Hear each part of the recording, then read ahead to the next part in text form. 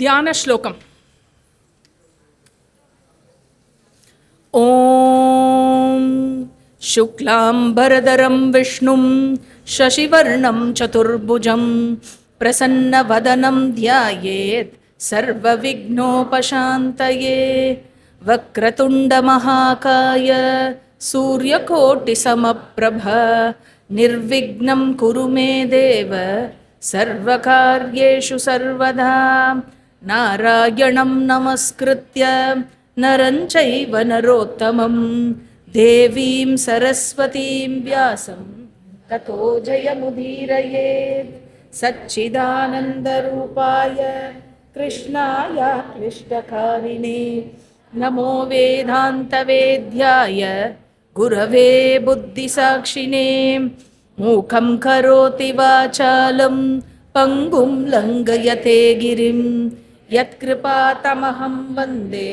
பரமானந்தமாதவம் அசதுர்வதனோ பிரம்ம த்விபாஹுரபரோ ஹரிः அபாலலோச்சனः शम्भुः भगवान् बादरायणः कृष्णद्वैपायनं व्यासं सर्वलोकहिते रथं वेदाब्जभास्करं वन्दे शमादिनिलयं मुनिं व्यासाय विष्णुरूपाय व्यासरूपाय विष्णवे नमो वै ब्रह्मनिधये वासिष्ठाय नमो नमः सदाशिवसमारम्भां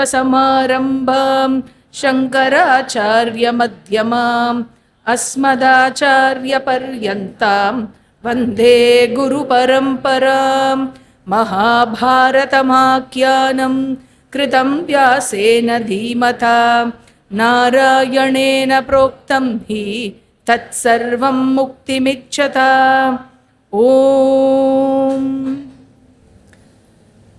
ஸ்ரேயப்பதியாகிய பகவான் ஸ்ரீமன் நாராயணனை வணங்கி இன்றைய வகுப்பை 23வது வகுப்பை தொடங்குவோம்.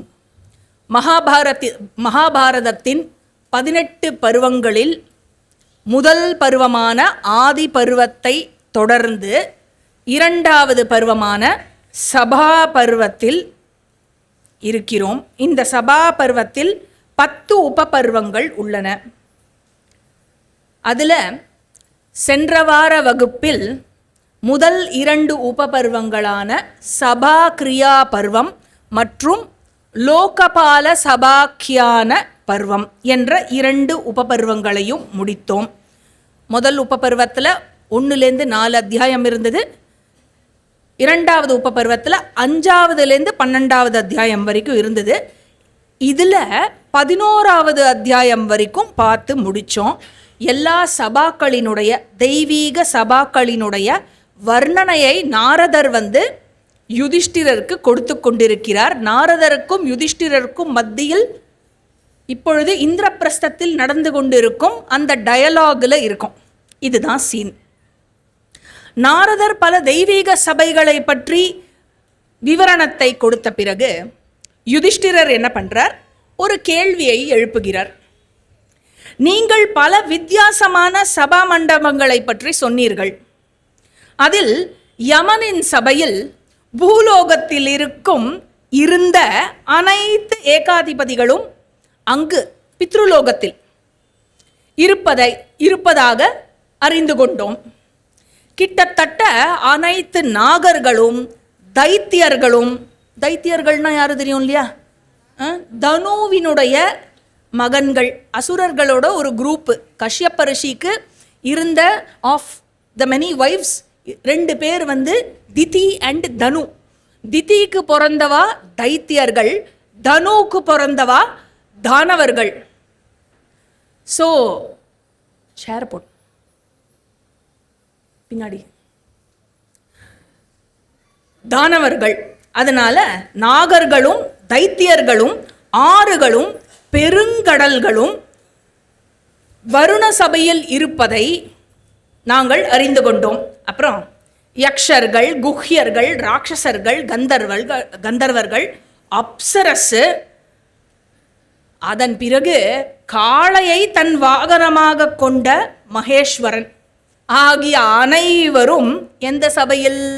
வைஸ்ராவண சபையில் இருந்ததை அறிந்து கொண்டோம். பெருந்தகப்பனின் சபையிலோ அனைத்து பெரும் முனிவர்களும் தேவர்களும் கல்வியின் அனைத்து கிளைகளும் இருப்பதாக நீங்கள் சொன்னீர்கள்.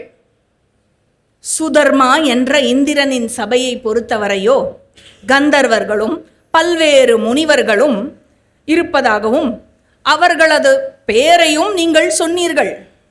அவர்களுக்கு மத்தியில் ஹே நாரதமுனே, ஏக ஏவது ராஜரிஷி ஹரிச்சந்திரோ மகாமுனே அப்படிங்கிறான் யுதிஷ்டிரன். அதாவது ராஜரிஷியாகிய ஹரிச்சந்திரன் என்ற ஒரே ஒருவர் மட்டும் கதயஸ்தே சபாயாம் வை தேவேந்திரஸ்ய மகாத்மனஹா, சிறப்பு மிகுந்த அந்த இந்திர சபாவில் வாழ்வதாக சொன்னீர்களே. கிம் கர்ம தேன ஆச்சரித்தம் தபோவா நியதவ்ரத, அந்த மன்னனால் எந்த நற்கர்மமானது செய்யப்பட்டு உறுதியுடன் கூடிய எந்த நோன்பை அவன் மேற்கொண்டு அவருடைய எந்த செயலால் அவர் சக்ரனுக்கும் நிகரானவராக அந்த இந்திரலோகத்தை அடைந்தார். மேலும் பித்ருலோகத்தில் இருக்கும் எனது தந்தை பாண்டுவை நீங்கள் எப்படி சந்தித்தீர்கள்? அவர் உங்களிடம் ஏதாவது சொன்னாரா? அனைத்தையும் எங்களுக்கு சொல்லவும், மிகுந்த ஆர்வத்துடன் நாங்கள் காத்து கொண்டிருக்கிறோம் அப்படின்னு யுதிஷ்டிரர் சொன்ன உடனே நாரதர் ஹே ராஜேந்திரா யுதிஷ்டிரா, முதலில் ஹரிச்சந்திரனை குறித்து சொல்கிறேன். பூமியில் மன்னர்களுக்கெல்லாம் மன்னனாக இருந்தான். அனைத்து மன்னர்களும் அவனுடைய ஆணைக்குள் கட்டுப்பட்டு இருந்தார்கள். சப்த துவீபங்களும் அடங்கிய இந்த பூமண்டலத்தை அவனே ஆண்டு வந்தான். சப்த துவீபங்கள்னா என்ன? 7 கான்டினென்ட்ஸ் இருக்கும் இந்த முழு உலகையும் தன்னுடைய ஆளுகைக்குள் கொண்டு வந்து அவன் ஆண்டு வந்தான். இவ்வாறு செய்த அந்த மன்னன் ராஜசூயம் செய்வதற்கு ஆயத்தமானான். அனைத்து மன்னர்களும் அவனுடைய ஆணையின் பெயரில் பல செல்வங்களை வேள்விக்கு கொண்டு வந்து கொடுத்தார்கள். அந்த வேள்வியில் கேட்டு வந்த அனைவருக்கும்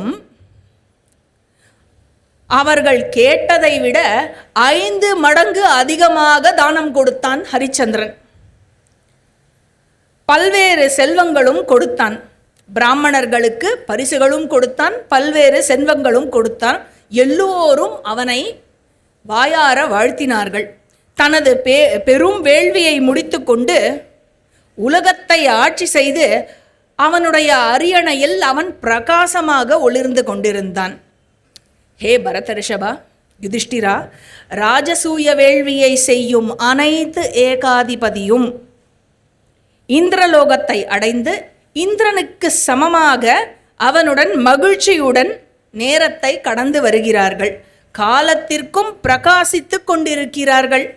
ஹே யுதிஷ்டிரா, ஹரிச்சந்திரனின் இந்த நற்பேரை கண்ட உன்னுடைய தந்தை அதனால் ஆச்சரியம் அடைந்தார்.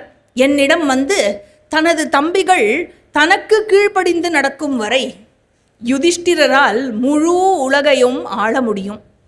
இந்த விஷயத்தை அவரிடம் நீங்கள் சென்று சொல்லுங்களேன் என்று என்னை பணிந்து கேட்டுக்கொண்டார். யுதிஷ்டிரர் இந்த வேள்வியை செய்தால் நானும் ஹரிச்சந்திரனைப் போல் இந்திரலோகத்திற்கு சென்று இந்திர சபையில் கணக்கிலடங்கா வருடங்கள் மகிழ்ச்சியுடன் வாழ்வேன் அப்படின்னு சொன்னார். இப்பொழுது நான் எல்லாவற்றையும் உன்னிடம் சொல்லிவிட்டேன் யுதிஷ்டிரா.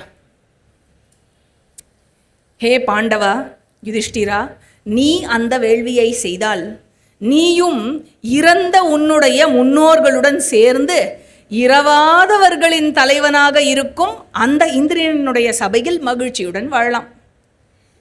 எப்போ? ஆஃப்டர் பூலோக வாழ்க்கை. ஆனால் யுதிஷ்டிரா, பெரும் தடைகளுக்கு பிறகே இந்த வேள்வியை செய்ய முடியும் என்று சொல்லப்படுகிறது. பிரம்ம ராட்சசர்கள் இது போன்ற வேள்விகளை தடை செய்ய எப்பொழுதும் காத்து கொண்டிருப்பார்கள். மேலும் இது போன்ற வேள்விகளை செய்வதால் பெரும் போர் ஏற்பட்டு க்ஷத்ரிய குலமே உலகத்திலிருந்து அழியும் நிலை ஏற்படலாம்.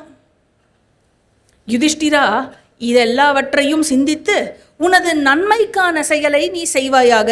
மிகவும் விழிப்புடன் இருந்து 4 வகையான 4 வர்ணத்தாரில் உன்னுடைய குடிமக்களை காப்பதற்கு தயாராக இருப்பாயாக. அதாவது என்ன சொல்றார் அப்படின்னா, ராஜசூய யஜ்ஞம் அப்படிங்கிறது it is not an easy யஜ்ஞம். இந்த யஜ்ஞமானது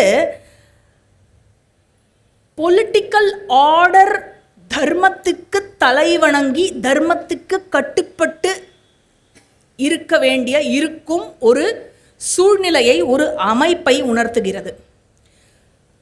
தேர்ஃபோர் இந்த யஜ்ஞம் நடப்பதற்கு முன்னால் என்ன வேண்டும் அப்படின்னு கேட்டாக்க, Rajasuya yajna presupposes restoration of dharma in the society. அந்த மன்னனானவன், எந்த மன்னனானவன் சமுதாயத்தில் இருக்கும் அதர்மத்தை நீக்கி தர்மத்தை ஸ்தாபிக்கிறானோ அவனே ராஜசூய யஜ்ஞம் பண்ணுவதற்கு தகுதியானவனாக தன்னை அடையாளம் காட்டிக்கொள்கிறான். அதுதான் கேண்டிடேட். ராஜசூய யஜ்ஞம் பண்ணுறதுக்கான கேண்டிடேட் யாருன்னாக்கா, அதர்மத்தை நீக்கி தர்மத்தை லோகத்தில் ஸ்தாபனம் செய்ய வேண்டும். இந்த கேண்டிடேச்சரில் யுதிஷ்டிரர் குவாலிஃபை ஆகிறது எல்லாருமே பார்த்தா. எல்லா மேன்மக்களும் ஞானியர்களும் பெரியோர்களும் யுதிஷ்டிரர் இதுக்கு ஐடியல் கேண்டிடேட் அப்படின்னு பார்த்தா. அதனால் அதாவது இன்னைக்கு தர்மா அப்படின்னு சொன்னாக்க நமக்கு என்ன ஆயிடுதுன்னா, நம்மளுக்கு தெரிஞ்ச தர்மா கோவிலில் பிச்சை போடுற லெவலுக்கு இறக்கிட்டு வந்துட்டோம். அதுதான் நமக்கு தெரியும். தர்மம் பண்ணுங்க சாமி அப்படின்னா அதை தான் தர்மான்னு தெரியும். வேறு என்ன தெரியும் நம்மளுக்கு தர்மானுன்னா? ஸ்கூல் புஸ்தகத்தில் சொல்லி தரது இல்லை. அதனால் என்ன ஆயிடுது அப்படின்னாக்க, தர்மம் அப்படின்னு சொன்னால் யாருக்குமே ஒன்றுமே புரிய மாட்டேங்கிறது. அதாவது தர்மம் எங்கு ஆட்சி செய்கிறதோ, தர்மம் எங்கு மேலோங்கி இருக்கிறதோ அங்கு எல்லோருக்கும் பாதுகாப்பானது அளிக்கப்படும், நீதி இருக்கும், ஒரு ப்ராப்பர் ஆர்டர் இருக்கும், எல்லோருக்கும் அன்பு நிறைந்திருக்கும், மகிழ்ச்சி நிறைந்திருக்கும், கம்பேஷன் இருக்கும், உண்மை இருக்கும், எல்லாருக்கும் ஃப்ரீடம் இருக்கும். இதெல்லாம் இருந்தது அப்படின்னு சொன்னாக்க தர்மம் ஆண்டு கொண்டு இருக்கிறது. செழுமை இருக்கும், ப்ராஸ்பெரிட்டி இருக்கும், செல்வம் இருக்கும், பஞ்சம் இருக்காது, வறட்சி இருக்காது, பகை இருக்காது. இப்படியெல்லாம் இருந்தது அப்படின்னு சொன்னாக்க தர்மம் ஆண்டு கொண்டு இருக்கிறது. மாதம் மும்மாறி மழை பெய்யும். அதர்மத்தின் ஆட்சியில் எப்படி இருக்கும்னா, லஞ்சம் இருக்கும், ஊழல் இருக்கும், பொய் இருக்கும், சூது இருக்கும், களவு இருக்கும், செல்ஃபிஷ்னஸ் இருக்கும். அதுக்கப்புறம் கன்சம்ஷன் கான்ட்ரிபியூஷனை விட அதிகமாக இருக்கும். அதுக்கப்புறம் சுரண்டல் இருக்கும், கொலை இருக்கும், கொள்ளை இருக்கும், அநீதி இருக்கும், அக்கிரமம் இருக்கும், டெரரிசம் இருக்கும். சரியா? ஆக இதெல்லாம் இருக்கும் பொழுது நமக்கு தெரிஞ்சிடும் நம்ம இப்போ எந்த ஆட்சியில் இருக்கோம், தர்மமான ஆட்சியா அதர்மமான ஆட்சியா அப்படின்னு, இல்லையா? அதனால் சுற்றி மட்டும் உலகத்தில் எல்லா பக்கமும் வார் நடந்துட்டு இருக்கிற இந்த சூழலில் டெஃபினட்டாக சொல்ல முடியும், பாரத நாடு எல்லா காலத்திலையுமே அமைதியாக இருந்த நாடு, பாதுகாப்பாக இருந்த நாடுன்னு. அதனால் இன்னைக்கு காலம்பர ரங்காஜியோட சத்சங் யாரெல்லாம் இருந்தேலோ ரீகால் பண்ண முடிஞ்சதுன்னா, எத்தனையோ சிவிலைசேஷன்ஸ் இந்த உலகத்தில் இருந்தது. Babylonian civilisation, Roman civilisation, Egyptian civilisation, கிரேக்க நாகரிகம், எத்தனையோ மெசபோட்டேமியன், என்னெல்லாமோ இருந்தது. இன்றைக்கி எல்லாமே என்ன சொல்கிறது, places of monuments and visits அந்த மாதிரி தான் இன்றைக்கி இருக்குது, இல்லையா? டிக்கெட் வாங்கிட்டு அங்கே போய் பார்த்துட்டு வரலாம், அவ்வளோதான் இருக்குது அந்த சிவிலைசேஷனில். ஆனால் இன்றளவும் வாழ்ந்து கொண்டு இருக்கிற பண்டைய காலத்து சிவிலைசேஷன் அப்படின்னா நம்ம சனாதன தர்மம், அது நம்ம பாரதத்தில் தான் இருக்குது. இன்னொரு அழகான பாயிண்ட் ரங்காஜி சொன்னதை மட்டும் நான் ரீகால் பண்ணிட்டு மேற்கொண்டு பார்க்கலாம். அதாவது என்னோட மற்ற எல்லா இடத்தையும், எல்லா ஊரையும், எல்லா நாடையும் பார்த்துக்கிற பகவான் தன்னோட சொந்த வீட்டை பார்த்துக்க மாட்டாரா? பிறந்தாத்த பார்த்துக்க மாட்டாரா? ஸோ மற்ற உலகங்களில் எல்லாம் தேவதூதர்கள் அவதரித்திருக்கலாம், ஆனால் அந்த தேவனே வந்து அவதாரம் பண்ணினது இந்த பாரத மண்ணில் தான். அப்படி இருக்கிறச்சே இங்கே தானே அவருக்கு இன்னும் அந்த ஒரு ஒரு ஆயத்தமாக இருப்பார் இல்லையா? தர்மத்தை இங்கு ஸ்தாபிக்க வேண்டும், தர்மம் வெல்ல வேண்டும் அப்படிங்கிறதுல. அதனால் இதெல்லாம் சொல்லிட்டு நாரதர் என்ன சொல்கிறார்? யுதிஷ்டிரா, உனது அனுமதியுடன் நான் அந்த தாஷார்ஹர்களின் நகரத்திற்கு, அதாவது துவாரகாக்கு செல்கிறேன். எப்பெல்லாம் பூலோகம் வந்தாலும் நாரதருக்கு ஒரு கம்பல்சரி விசிட் என்னென்னா துவாரகாவுக்கு போய்ட்டு வந்துடுவார் ஒரு தடவை. சரியா? ஸோ துவாரகைக்கு சென்று வருகிறேன் அப்படின்னு சொல்லிட்டு நாரதர் கிளம்பிட்டார். நாரதர் கிளம்பினதுக்கப்புறம் நாரதர் சொன்ன இந்த விஷயத்தை யுதிஷ்டிரர் தன் தம்பிகளுடன் சேர்ந்து இந்த பெரும் வேள்வியை பற்றி சிந்திக்க தொடங்கினான். இத்துடன் லோகபால சபாக்கியான பருவம் என்ற 2வது உபபருவம் முடிகிறது. 3வது உபபருவம் ராஜசூயாரம்ப பருவம். இந்த ராஜசூயாரம்ப பருவத்தில் 13வதுலேருந்து 19 அத்தியாயங்கள் வரைக்கும் இருக்கு. மொத்தம் 255 ஸ்லோகம் இருக்கு. நாரதரின் இவ்வார்த்தைகளை கேட்ட யுதிஷ்டிரர் ராஜசூயத்தை பற்றியே நினைத்து கொண்டிருந்தார். கவலையில் ஆழ்ந்திருந்தார். ஹரிச்சந்திரனை நினைத்து பார்த்தார். ராஜசூய வேள்விக்கான தயாரிப்பு எல்லாத்தையும், ஹரிச்சந்திரன் இப்போ ஒரு ரோல் மாடல் இருக்கார் இல்லையா? ஹரிச்சந்திரன் எப்படி பண்ணாரோ அந்த மாதிரி ராஜசூயத்துக்கான எல்லா தயாரிப்புகளையும் செய்ய வேண்டும் என்று விரும்பினார். அந்த வேள்விக்கான விவாதங்களில் பெரியோர்களுடன் ஈடுபட்டார். இன்னும் அதிகமாக சிந்திக்க தொடங்கினான் யுதிஷ்டிரன். அறம் மற்றும் நீதியை சிந்தித்து பார்த்து எது மக்களுக்கு நன்மையை தருமோ அதை செய்ய வேண்டும் என்று முடிவுக்கு வந்தான். வேறுபாடுகள் பார்க்காமல் அனைத்து மக்களின் நன்மைக்காகவும் பாடுபட்டான். பகை வளர்த்தலை அதிகரிக்கும், யாரும் அந்த நாட்டில் இல்லாதவாறு அனைவருக்கும் ஒரு தகப்பன் கொடுக்கும் உறுதியை கொடுத்தார், செக்யூரிட்டியில். அதனாலேயே யுதிஷ்டிரன் அஜாத சத்ரு என்று அழைக்கப்பட்டான். யுதிஷ்டிரன் அனைவரையும் தன்னுடைய குடும்பத்தில் ஒருவர் போல் பாதுகாத்தான். பீமனோ அனைவரையும் நீதியுடன் ஆண்டான். அடுத்த தம்பி அர்ஜுனனோ தன்னுடைய 2 கரங்களையும் மக்களுடைய பாதுகாப்பிற்காகவே பயன்படுத்தினான். அதனால கலக்கங்களிலிருந்தும் அனைத்து விதமான அச்சங்களிலிருந்தும் பயங்களிலிருந்தும் அந்த நாடு விடுபட்டு இருந்தது. வேண்டும் என்று இனி விருப்பமே வராத அளவுக்கு அத்தனை மழை பொழிந்தது. நாடு வளமையில் திகழ்ந்தது.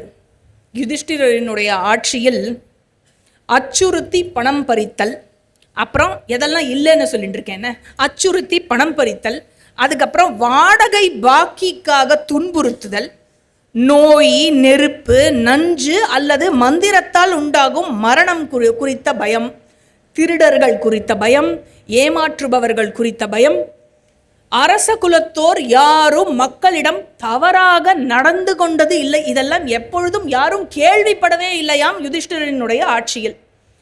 யுதிஷ்டிரர் ஆட்சியில் அவனது நாடு பெரும் வளமையை அடைந்தது.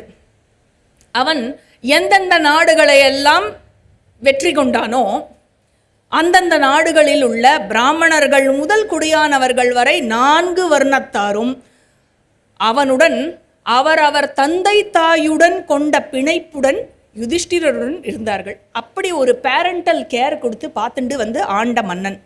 யுதிஷ்டிரர் தன்னுடைய தம்பிகளிடமும் அமைச்சர்களிடமும் ராஜசூயம் குறித்து தொடர்ந்து ஆலோசித்தே வந்தான்.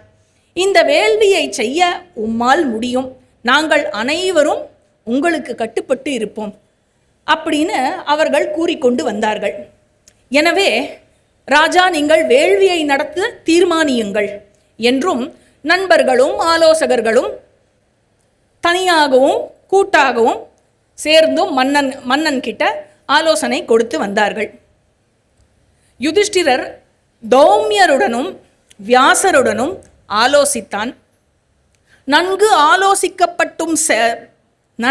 ஆலோசிக்கப்படும் செயலால் மட்டுமே ஒருவன் துயரடைய மாட்டான் என்று ஞானமுள்ளோர்கள் சொல்வதை இவன் நினைவு கூர்ந்து கொண்டு வந்தான். இந்த வேள்வியின் முடிவை தான் மட்டுமே எடுத்துவிடக்கூடாது என்று எண்ணினான். அதனால என்ன பண்ணா, பவதீதி சமாக்ஞாய யதந்த காரியமுத்வஹன் சநிச்சயார்த்தம் காரியஸ்ய கிருஷ்ணமேவ ஜனார்தனம் சர்வலோகாத் பரம் மத்வா ஜகாம மனசா ஹரிம் அப்ரமேயம் மகாபாஹும் காமஜாதமஜம் ரிஷு. அதாவது அனைவரையும் பாவத்திலிருந்து காப்பாற்றும் கிருஷ்ணனே இந்த காரியத்தை முடிவு செய்ய தகுதி வாய்ந்தவன்.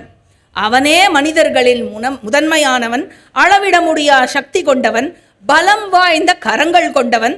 தனது சுய விருப்பத்தின் மூலமே, அதனால் மட்டுமே மனிதனாக பிறந்த அவனே இந்த முடிவை செய்ய தகுதி வாய்ந்தவன். அவன் அறியாததும் எதுவும் கிடையாது, அவனால் அடைய முடியாததும் எதுவும் கிடையாது என்று இவ்வாறு நினைத்த யுதிஷ்டிரன் தூதுவனை அந்த ஜனார்தனனிடம் அனுப்பினான். தூதுவன் பேரு இந்திரசேனன் பேரு. இந்திரசேனன் மூலமாக செய்தியை கேட்ட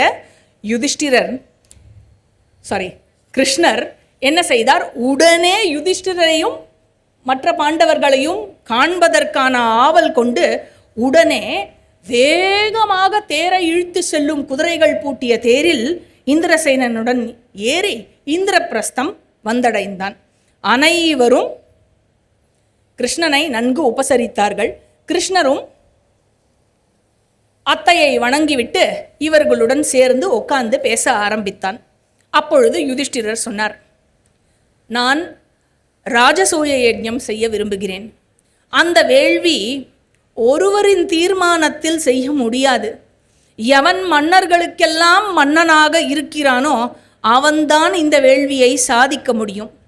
என் நண்பர்களும் ஆலோசகர்களும் என்னை இந்த வேள்வியை செய்ய சொன்னாலும், ஹே கிருஷ்ணா, இக்காரியத்தில் உன் சொற்களே எனக்கு வழிகாட்டியாக இருக்கும். ஆசையையும் கோபத்தையும் வென்ற நீ உலகத்திற்கு மிகுந்த நன்மையை தரக்கூடியது எது என்பதை நீதான் சொல்ல வேண்டும். அதாவது ராஜசூய யஜ்ஞம் அப்படிங்கிறது ஒரு தனிப்பட்ட ராஜா it is not a feather to his hat. ராஜசூய யஜ்ஞம் அப்படிங்கிறது உலக நன்மைக்காக செய்யப்படும் யஜ்ஞம். அதனால் எது உலகத்திற்கு நன்மை தருமோ அந்த நன்மை எதுங்கிறத நீதான் சொல்ல வேண்டும் என்று கிருஷ்ணரிடம் கேட்டான். உடனே கிருஷ்ணர் என்ன சொன்னார் தெரியுமோ? ஹே மகாராஜா, ராஜசூய பெரிய ரிப்ளை என்ன கிருஷ்ணர் சொல்றது, ராஜசூய வேள்வி செய்வதற்கான அடிப்படை தகுதிகள் அனைத்தையும் நீங்கள் கொண்டிருக்கிறீர்கள். இருப்பினும் நான் உங்களுக்கு சிலவற்றை சொல்கிறேன். Point number 1. கடந்த காலத்தில் ஜமதக்னியின் மகன் பரசுராமன் க்ஷத்திரியர்களை கொன்றபோது மறைந்திருந்த க்ஷத்திரியர்கள், அதாவது மீதி இருந்த க்ஷத்திரியர்கள் முந்தைய க்ஷத்திரியர்களை விட சிறந்தவர்களாக இருந்தார்கள். ஏன்னா சிறந்தவர்களாக அல்லாத க்ஷத்திரியர்கள் கொல்லப்பட்டு விட்டார்கள். இவ்வாறு தற்போதைய உலகில் ஒரு சில க்ஷத்திரியர்கள் மட்டுமே அப்படி இருக்கிறார்கள். அந்த மிச்சம் மீதி இருந்தவா, ஒரு ஒரிஜினல் க்ஷத்ரியா கிளான்லேருந்து மிச்சம் மீதி இருக்கிறவா ஒரு சில பேர் தான் இருக்கா. தங்கள் மூதாதையரின் ஆலோசனைப்படி என்ன செய்தார்கள்? இவர்கள் ஒரு விதியை வகுத்துள்ளனர். நம்மில் யார் அனைத்து க்ஷத்திரியர்களையும் தோற்கடிக்கிறார்களோ அவர்களே பேரரசர் ஆக முடியும் என்றும். இது எந்த குரூப் ஆஃப் க்ஷத்திரியர்கள் மிச்சம் மீதி இருக்கிறவா அப்படின்னாக்க, ஐலா மற்றும் இக்ஷ்வாகு வழித்தோன்றல் பரம்பரையில் இயல்பாக இந்த விதியையும் அவர்கள் கொண்டார்கள். இந்த ராஜசூய விதியையும் அவர்கள் கொண்டார்கள். ஐலா அப்படிங்கிறவா யாரு, என்ன பரம்பரை அப்படின்னா, இலாவினுடைய வழித்தோன்றலில் வந்தவர்கள். எங்கேயோ கேட்ட மாதிரி இருக்கும் இந்த பேர் இல்லை? சந்திரனினுடைய மகன் புதா, புதாவினுடைய மனைவி இலா, புதாவுக்கும் இலாவுக்கும் பிறந்தது புரூரவஸ். அந்த வம்சத்தில் வந்தவா தான் இந்த சந்திர வம்சத்து ராஜா எல்லாரும். சரியா? ஸோ இவர்கள் புரூரவஸ் சக்கரவர்த்தியிலிருந்து, புரூரவஸ் ஊர்வஷி, அதிலிருந்து அந்த வம்சம் வளர்ந்து வந்தது இல்லையா, அவர்களுக்கு ஐலான்னு பேர், அந்த வம்சத்தில் வந்த எல்லா அரசர்களுக்கும். தேர்ஃபோர் சந்திர வம்சம். அப்புறம் இக்ஷ்வாகுவின் வம்சம் சூரிய வம்சம். தேர்ஃபோர் சூரிய வம்சம் சந்திர வம்சம் தவிர மற்ற எல்லா வம்சத்து அரசர்களும் போயாச்சு. சரியா? இவர்கள் இந்த எப்படி எந்த ஒரு அரசன் எல்லா அரசரையும் தோற்கடிக்கிறானோ அவனே மாமன்னராக முடியும், அரசர்களுக்கெல்லாம் அரசர்களாக சக்கரவர்த்தியாக முடியும் என்று இவர்கள் பரம்பரை இயல்பாக கொண்ட ஒரு விதியை நியமித்தார்கள். சரி, இந்த இரு குலத்தோரும் இன்று எத்தனை பேர் இருக்கானா, நூற்றுக்கணக்கான தனித்தனி நாடுகளாகிவிட்டார்கள். மேலும் யயாதி மற்றும் போஜர்களின் குலம் எண்ணிக்கையிலும் சிறப்பிலும் பெரியவர்களாக இருக்கிறார்கள், உலகம் முழுவதும் பரவி இருக்கிறார்கள்.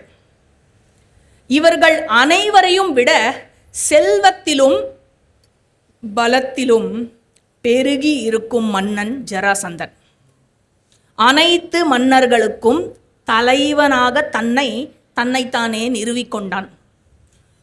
பூமியின் மத்திய பகுதியான மதுராவை ஆட்சி செய்து மன்னர்களுக்குள் நம் மன்னர் குலத்துக்குள் ஒற்றுமையின்மையை தோற்றுவிக்கின்றான். அவனுடைய ஆளுகையின் கீழே மொத்த அண்டமும் இருக்கிறது மகாராஜா. அவனே ஜராசந்தனே சக்கரவர்த்தியாக இருக்கிறான். பெரும் சக்தி கொண்ட மன்னன் சிசுபாலன் ஜராசந்தனின் பாதுகாப்பிற்குள் தன்னை நிறுத்தி கொண்டு ஜராசந்தனினுடைய படைகளுக்கு தலைவனாக பணிபுரிந்து வருகிறான். மன்னனே இன்னொரு மன்னனினுடைய படைத்தலைவனாக பணிபுரிந்து வருகிறான்.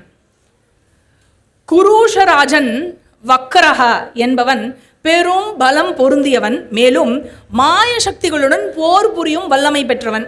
அவன் ஜராசந்தனுக்கு சேவை செய்ய காத்திருக்கிறான். ஜராசந்தனின் சீடராகவே செயல்பட்டு வருகிறான். பெரும் சக்தி படைத்த ஹம்ச மற்றும் டிம்பகன், ஹம்சன் டிம்பகன் ஆகிய இருவரும் ஜராசந்தனின் நிழலில் வாழ்கிறார்கள். மேலும் தந்தவக்ர, குரூஷ, கரப, மேகவாகன ஆகியோரும் ஜராசந்தனுக்கு சேவை செய்ய காத்து கொண்டிருக்கிறார்கள்.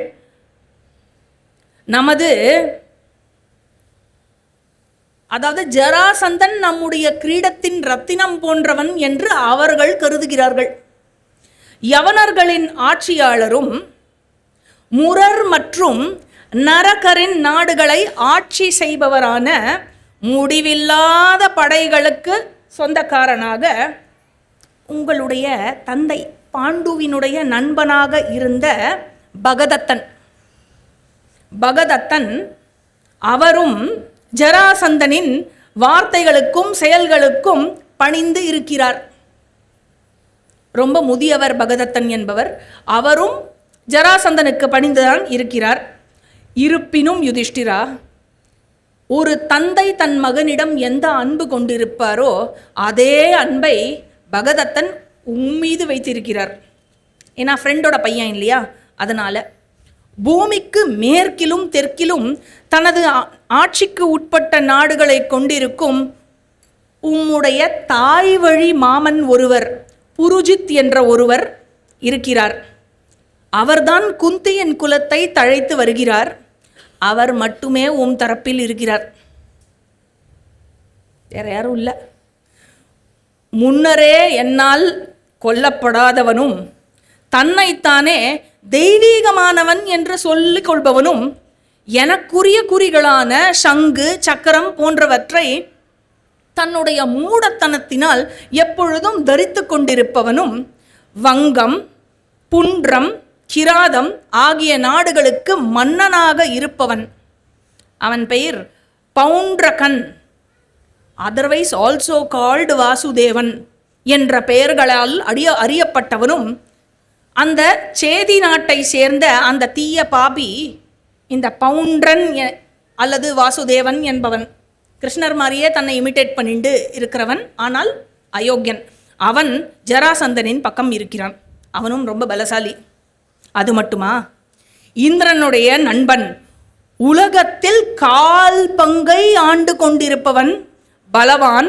தன் அஸ்திர வித்யின் பலத்தால் பாண்டிய, கிரத மற்றும் கைஷிக தேசங்களை வென்றவன். அவன் சகோதரன் ஆக்ருதி என்பவன் பரசுராமனைப் போல் வீரம் மிக்கவன். போஜ வம்சத்தின் எதிரிகள் அனைவரையும் அழித்தவன் இவன். இவன் பேர் என்ன தெரியுமோ? பீஷ்மகன் என்று பெயர். அந்த மன்னன் பெயர். அவர்தான் என் மாமனார். என்றாலும் அவர் ஜராசந்தனின் பரம பக்தனாக இருக்கிறார். யார் சொல்றா?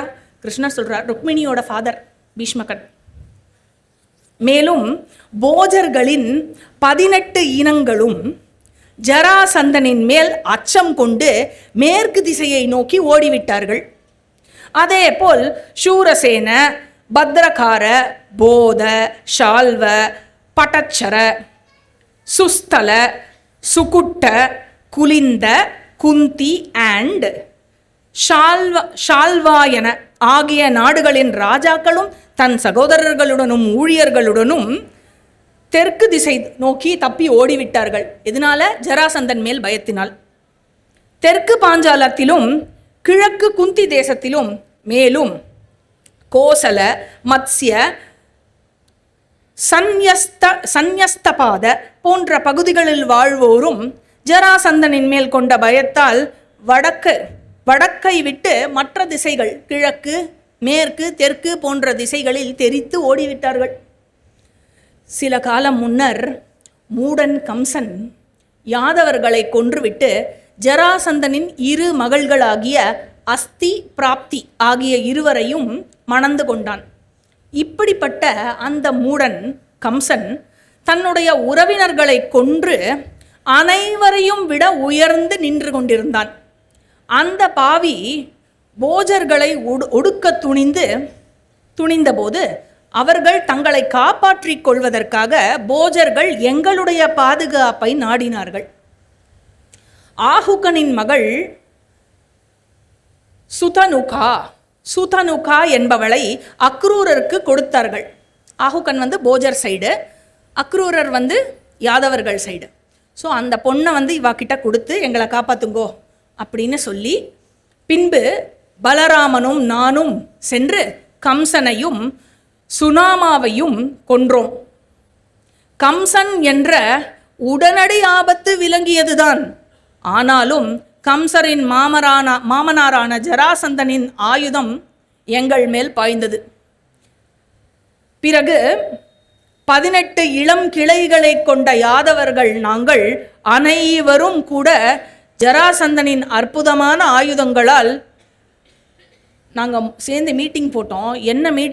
என்ன ஆலோசித்தோம் என்றால், ஜராசந்தனினுடைய அற்புதமான ஆயுதங்களால் 300 வருடங்களுக்கு ஜராசந்தனை நாம் நம்முடைய அற்புதமான ஆயுதங்களை கொண்டு ஜராசந்தனை 300 வருடங்களுக்கு தாக்கினோம் என்றாலும் அவனுக்கு எந்த ஒரு காயத்தையும் கூட நம்மால் ஏற்படுத்த முடியாது என்பதை நாங்கள் ஆலோசனையின் மூலம் ஒரு முடிவுக்கு வந்தோம். மேலும் அவனுடைய நண்பனான ஹம்ச அண்ட் டிம்பக அவர்களையும் எந்த ஆயுதத்தாலும் கொல்ல முடியாது என்பதையும் நாங்கள் அறிந்து கொண்டோம். இவ்வாறு ஜராசந்தனை வெல்ல உலகிலும் எவனுமே கிடையாது. இது எங்கள் கருத்து மட்டுமல்ல, ஒட்டுமொத்த மன்னர்களும் அப்படித்தான் நினைத்தார்கள். அதுக்கப்புறம் என்னாச்சு? பலராமன் ஹம்சனுடன் 18 நாள் போர் புரிந்து ஹம்சனை வீழ்த்தி விட்டான். ஆனால் ஹம்சன் கொல்லப்பட்டான் என்று மக்கள் சொல்ல ஆரம்பித்து விட்டார்கள். இந்த கதையை கேட்ட டிம்பகன் இனி தன்னால் ஹம்சன் இல்லாமல் வாழ முடியாது என்று எண்ணி யமுனையில் குதித்து தற்கொலை செய்து கொண்டான். டிம்பகன் இறந்த செய்தியை ஹம்சன் கேட்டு டிம்பகன் இல்லாமல் தன்னாலும் வாழ முடியாது என்று எண்ணி ஹம்சனும் அதே யமுனை நதியில் விழுந்து தற்கொலை செய்து கொண்டான். மகிழ்ச்சி நிறைந்த நாங்கள் மதுராவில் வாழத் தொடங்கினோம். பிறகு ஹம்சனின் மனைவியான ஜராசந்தனினுடைய மகள் அவனை தொடர்ந்து தூண்டிவிட்டாள், அப்பாவை தொடர்ந்து தூண்டிவிட்டாள். அதனால் நாங்கள் யாதவர்கள் அனைவரும் முன்பே செய்த ஆலோசனையை நினைவு கூர்ந்தோம். என்ன? எல்லா திவ்ய ஆயுதங்களோட 300 வருஷம் போராடினாலும் ஜராசந்தன் மேலே ஒரு கீறல் கூட போட முடியாது அப்படின்னு. அதனால் நினைவு கூர்ந்து உற்சாகமற்ற கனத்த இதயத்துடன் மதுராவிலிருந்து தப்பிச் சென்றோம். எங்கள் செல்வங்களை சிறு சிறு பாகங்களாக பிரித்து கொண்டு எங்கள் உறவினர்களுடன் ஜராசந்தனுக்கு பயந்து தப்பி ஓடினோம்.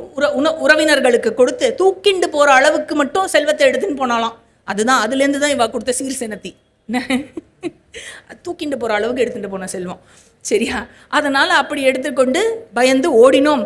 ரைவதக்க மலைகளால் அலங்கரிக்கப்பட்ட குஷஸ்தலி என்ற நகரத்தை அடைந்தோம்.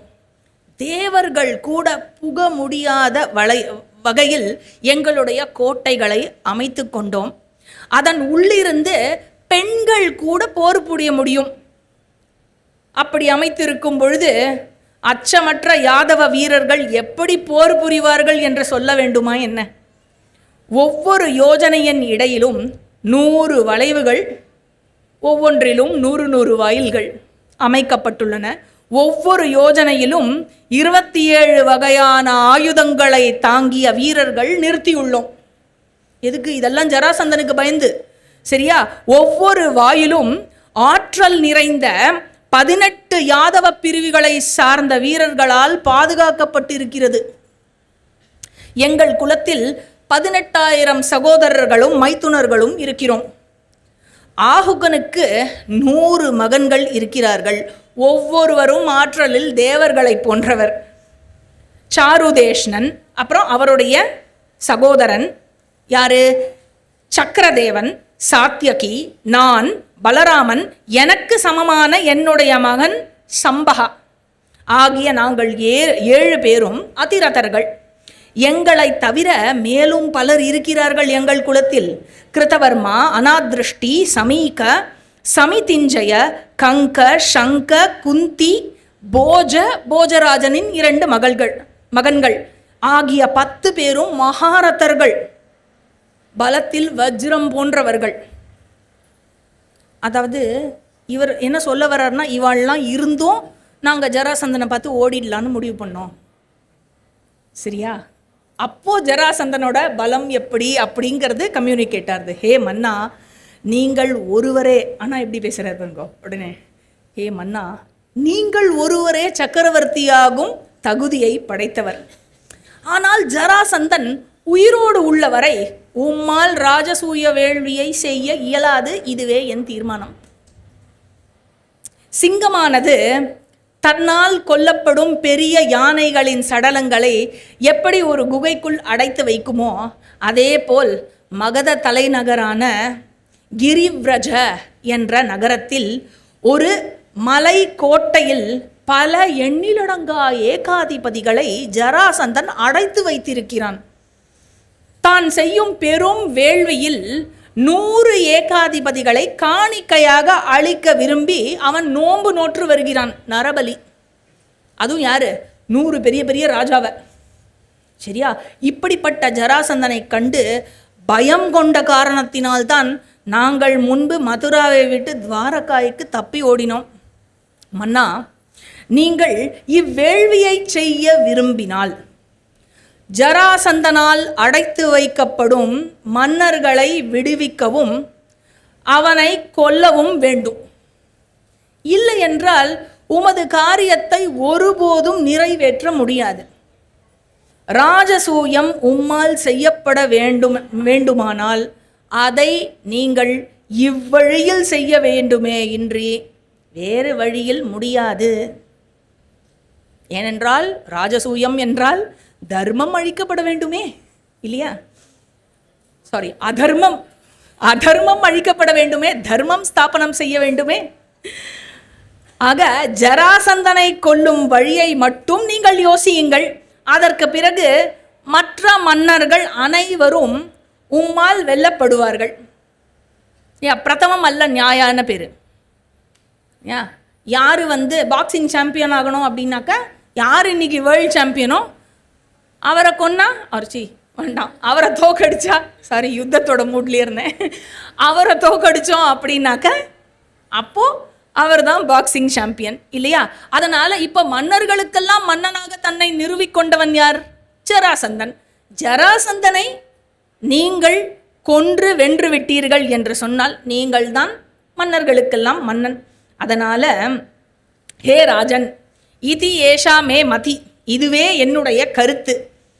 யதாவா மன்யசே ஸ்வயம் நிச்சித்ய, நீங்கள் என்ன நினைக்கிறீர்களோ அதுபடி செய்யுங்கள், அதை நீங்கள் முடிவு செய்து கொள்ளுங்கள் அப்படின்னர் கிருஷ்ணர். அதாவது கிருஷ்ணர் ஓடி போனார் அப்படின்னு சொல்கிற இந்த பார்ட்டெல்லாம் இருக்குல்ல, இதெல்லாம் எப்படி புரிஞ்சுக்கிறது அப்படின்னாக்க, it is a deliberate strategy of Krishna. அதாவது கம்சன் வந்ததுக்கப்புறம் ஜராசந்தனினுடைய இதுக்கு முன்னாடி கம்சன் வரும்போது, கம்சனுடைய வதத்துக்கு அப்புறம் கிருஷ்ணர் கம்சனை அழித்ததற்கப்புறம் ஜராசந்தனுடைய டார்கெட் யார் அப்படின்னா கிருஷ்ணன் தான் டார்கெட். அண்டு மதுராவை ஜராசந்தன் 17 முறை அடித்துள்ளான்னு புராணங்கள் சொல்கிறது. இது மகாபாரதத்தில் வரல, புராணங்களில் இந்த விவரம் இருக்குது. 17 முறை அட்டாக் பண்ணியிருக்கான் மதுராவை. ஒவ்வொரு தடவையும் கிருஷ்ணரும் பலராமரும் ஜராசந்தனினுடைய ஆர்மியை டெஸ்ட்ராய் பண்ணிட்டு ஸ்ட்ராட்டஜிக்காக ஜராசந்தனை தப்பிக்க விட்டான். சரியா? ஏன் எஸ்கேப் பண்ண விட்டா அப்படின்னாக்க, பின்னாடி பீமன் ஜராசந்தனை கொல்ல வேண்டும். ஏன்னா பீமனோட க்ளோரி எஸ்டாப்ளிஷ் பண்ணணும். அண்ட் ராஜசூய யஜ்ஞத்தில் பீமனுடைய கான்ட்ரிபியூஷன், பீமனோட ஹீரோயிசம் அங்கே எஸ்டாப்ளிஷ் ஆகணும். அது மட்டும் இல்லை, அப்போ தான் யுதிஷ்டிரருக்கு ராஜசூய யஜ்ஞம் பண்ண முடியும். இன்னொரு விஷயம் என்னென்னா, யார் ஒருத்தர் பகவானிடத்தில் பரிபூர்ண பக்தியை கொண்டிருக்கிறார்களோ, யாரெல்லாம் கொண்டிருக்கிறார்களோ, பகவான் என்ன பண்ணுவார் அப்படின்னா தன்னுடைய பக்தர்களை தர்மத்தை உத்தாரணம் பண்ணுற ஒரு இன்ஸ்ட்ருமெண்ட்டாக செயல்பட வைப்பார். இது எல்லாமே பகவானினுடைய அந்த, அதாவது ஒவ்வொருத்தருக்கும் ஒவ்வொரு ரோல் கொடுக்கறது இல்லை, தர்மத்தை உத்தாரணம் பண்ணுறதுல ஒவ்வொருத்தரையும் இன்ஸ்ட்ருமெண்ட் ஆக்கிறது. அப்புறம் அந்த ஈவெண்ட் எல்லாத்தையும் எப்படி அரேஞ்ச் பண்ணுற அந்த மாஸ்டர் ஸ்ட்ராட்டஜி, மாஸ்டர் பிளான் இருக்குல்ல, இதெல்லாம் ஒரு சர்வஜனால தான் முடியும். எப்படி ஒரே ஒரு ஈவெண்ட்டால் பல பர்பஸ் ஃபுல்ஃபில் ஆக முடியும் அப்படிங்கிறதெல்லாம் இதெல்லாம் பகவானால் மட்டுமே நடத்த முடியும். சரி, இப்போ கிருஷ்ணர் இந்த மாதிரி சொல்லிட்டாரா, என்ன நினைக்கிறீர்களோ அதன்படி செய்து கொள்ளுங்கள் அப்படின்னு சொல்லிட்டாரா? உடனே யுதிஷ்டிரருக்கு எப்படி இருக்கும் இந்த கதையை? அதுவும் அதாவது கிருஷ்ணர் தான் தெய்வமாக பார்க்குறாரு இல்லையா கிருஷ்ணரை. கிருஷ்ணர் வாயால் இப்படி கேட்ட உடனே யுதிஷ்டிரர், ஏ கிருஷ்ணா, உங்களைப் போல் ஒரு புத்திசாலி கிடையாது. நீங்கள் சொன்ன இந்த விஷயங்களை சத்தியமாக சொல்கிறேன், வேறு யாரும் சொல்லவும் முடியாது. ஒரு அரசன் மாமன்னனாகுவது எளிதல்ல. ஹே விருஷ்ணி குலபூஷணா, முக்தி என்பது சாதாரண ஆசைகளால் அடையப்படுவது இல்லை. மன அமைதியே உயர்ந்த தகுதி என்று நான் கருதுகிறேன். அதுவே நன்மையை தரும். தேர்ஃபோர் இந்த வேள்வியை செய்வதன் மூலம் அந்த உயர்ந்த நன்மையை நான் அடைய மாட்டேன். சரியா? கிருஷ்ணா, உனது பலம் வாய்ந்த கரமே எனக்கு பாதுகாப்பு. நீயே ஜராசந்தனினுடைய பலத்துக்கு அஞ்சினால் நான் எவ்வாறு அவனுடன் ஒப்பிட்டு கொள்ள முடியும் என்னை? இல்லையா? உடனே அண்ணா இப்படி சொன்னதை கேட்டு பீமனுக்கு அப்படியே பொங்கி எழுந்தான். சொன்னான், கடும் முயற்சியற்ற பலவீனமான ஒரு மன்னன் புத்திசாலியுடன் பகைமை கொண்டால் மலை போன்ற ஒரு எறும்பு புற்று அழிவது போல் அவன் அழிந்து போய்விடுவான். ஆனால் தன் விழிப்புணர்வாலும் கொள்கையாலும் தன்னுடைய விழிப்புணர்வையும் கொள்கையையும் சரியாக பயன்படுத்துவதால் பலவீனமான மன்னர்கள் கூட பலமான மன்னனை வீழ்த்தி நற்பலனை அடைவதையும் நாம் காணத்தானே செய்திருக்கிறோம். கிருஷ்ணனிடம் நீதியும், என்னிடம் பலமும், அர்ஜுனனிடம் வெற்றியும் இருக்கிறது. எப்படி வேள்வியில் 3 அக்னியும் வேள்வியை சித்திக்க வைக்கிறதோ அதுபோல் நாம் மகத மன்னனுக்கு மரணத்தை ஏற்படுத்துவோம், நாங்கள் மூவரும். உடனே கிருஷ்ணர் சொல்றார், புத்தி இல்லாதவன் பிற்காலத்தில் ஏற்படும் விளைவுகளை கருதாமல் பெரிய பெரிய காரியங்களை செய்கிறான்.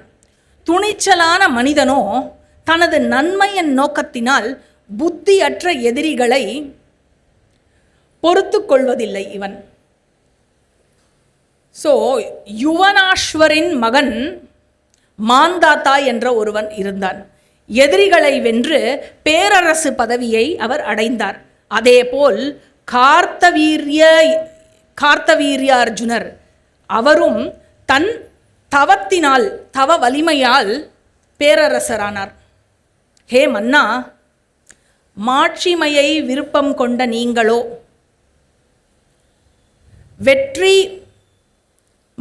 வெற்றி, அதுக்கப்புறம் மக்களை காத்தல், அறம், வளமை, கொள்கை ஆகிய அனைத்து குணங்களிலும் ஒன்றிலும் உங்களுக்கு குறைபாடு இல்லை.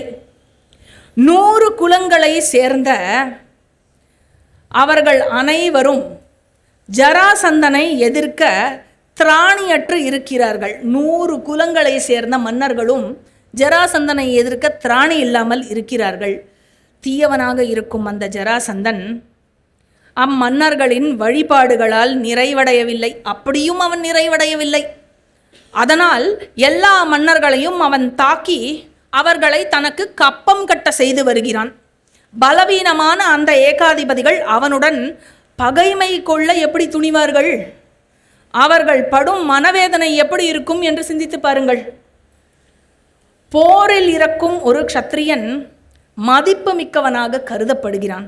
ஏன் நாம் அனைவரும் சேர்ந்து ஜராசந்தனை போரில் சந்திக்க கூடாது?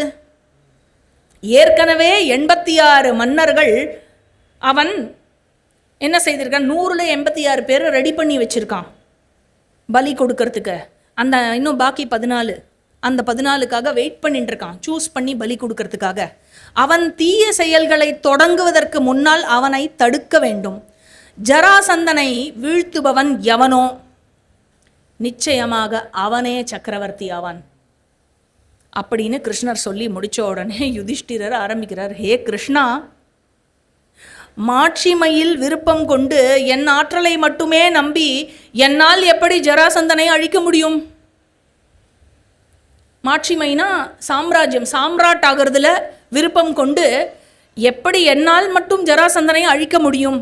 ஹே ஜனார்தனா, பீமனையும் அர்ஜுனனையும் என்னுடைய 2 கண்கள் போல் வைத்திருக்கிறேன். உன்னை என்னுடைய மனமாக நினைக்கிறேன். நீ சொல்லேன் கிருஷ்ணா, கண்களையும் மனதையும் இழந்து என்னால் எப்படி வாழ முடியும்? நீங்கள் 3 பேரும் போகிறேங்கிறே ஜராசந்தனோட போர் பண்ண, உங்களுக்கு எதா ஆயிடுத்துனா நான் அப்புறம் என்ன பண்ணுவேன் அப்படின்னு கேட்குறான். பயங்கர ஆற்றலை கொண்ட ஜராசந்தனை யமனால் கூட வீழ்த்த முடியாதே. எந்த வகையான ஆற்றலை உன்னால் வெளிப்படுத்த முடியும்? நமக்கு பேரழிவுதான் நேரும் கிருஷ்ணா. ஹே ஜனார்தனா, இந்த காரியத்தை செய்வதிலிருந்து ஒதுங்குவதே நமக்கு நன்மை என்று எனக்கு படுகிறது. எனது இதயம் துயரால் பீடிக்கப்பட்டுள்ளது. ராஜசூயம் அடையவே முடியாத ஒரு சாதனையாகத்தான் தெரிகிறது அப்படின்னு யுதிஷ்டிரர் சொன்ன உடனே சைலண்ட்டாக இருக்கா. என்ன இவா 4 பேரும் சைலண்ட்டாக இருக்கா? யுதிஷ்டிரர், அர்ஜுனர், பீமன் அண்ட் கிருஷ்ணர். இவா 4 பேரும் சைலண்ட்டாக இருக்கா அப்படின்னா இப்போ யார் பேசுவா? கமெண்டேட்டர் பேச ஆரம்பிப்பா. வைஷம்பாயனர் சொல்கிறார், அற்புதமான வில்லையும் வற்றாத 2 அம்புரா தூணிகளையும் கபித்வஜத்துடன் கூடிய தேரையும் அற்புதமான சபா மண்டபத்தை அடைந்த அர்ஜுனன் பேசத் தொடங்கினான். எப்படி ஒரு இன்ட்ரடக்ஷன் பாருங்க. மன்னா, நான் வில்லையும் ஆயுதங்களையும் கணைகளையும் சக்தியையும் கூட்டாளிகளையும் நாடுகளையும் புகழையும் பலத்தையும் அடைந்துள்ளேன். விருப்பப்பட்டாலும் அடைவதற்கு மிக கடினமான விஷயங்கள் இவை. அவைகளை நான் அடைந்துள்ளேன். உண்மையில் ஆற்றலுக்கு ஈடாக எதுவுமே கிடையாது இந்த உலகத்தில். ஆற்றலுக்கு பெயர் பெற்ற குலத்தில் நாம் பிறந்து ஆற்றலின்றி இருப்பவர்கள் மதிப்பை இழக்கிறார்கள், மதிப்பற்றவர் ஆகிறார்கள்.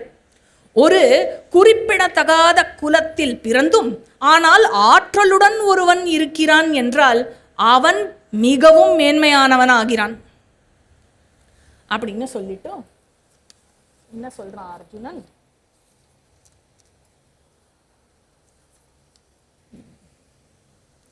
க்ஷத்ரிய சர்வசோ ராஜன் யஸ்ய விருத்திர்த்விஷஜ்ஜயே சர்வைர் குணைர் விஹீனோபி வீர்யவான் ஹி தரேத் ரிபூன் அப்படிங்கிறான். அதாவது எதிரிகளை அடக்கி அனைத்திலும் புகழை வளர்த்து கொள்பவன் அனைத்து வகையிலும் அவன்தான் சத்திரியன் என்று சொல்லப்படுகிறான்னு சத்திரியனுக்கு டெஃபினிஷன் கொடுக்குறான் அர்ஜுனன். அதுக்கப்புறம் சொல்றான், ஜயஸ்ய ஹேது சித்திர்ஹி கர்ம தெய்வம் ச சம்ஸ்ருதம் சம்யுக்தோ ஹி பலை கஷ்சித் பிரமாதான் நோபயுஜ்யதே. என்ன சொல்றான்? 3 விஷயங்கள் இருக்கு மன்னா. கவனத்தை குவித்தல், முயற்சி, அதுக்கப்புறம் விதி எனப்படும் கர்மா. இந்த 3ம் வெற்றியின் 3 அங்கங்களாக இருக்கின்றன. இருப்பினும் ஆற்றலை கொண்டிருப்பவன் இந்த 3 இருந்தும் கவனக்குறைவுடன் இருந்தான் என்றால் அவன் வெற்றி அடைவதற்கு தகுதி இல்லாதவனாகிறான். கவனக்குறைவு இல்லாதவனிடம் பெரும் பலம் கொண்ட எதிரி கூட மரணத்தை சந்திக்கிறான்.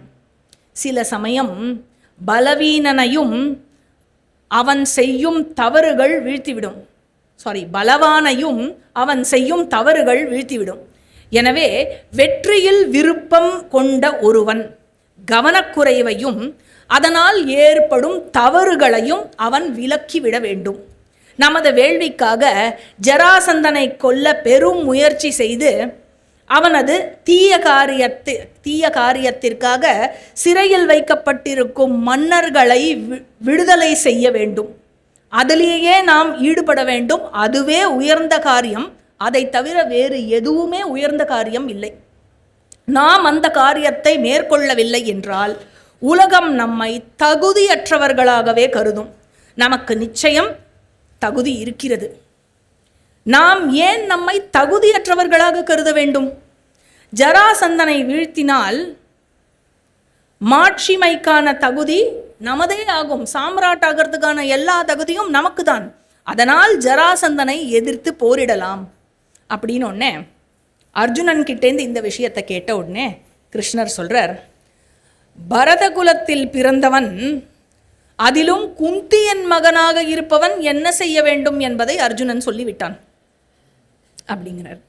நம்மை மரணம் எப்பொழுதும் வந்தடையும்.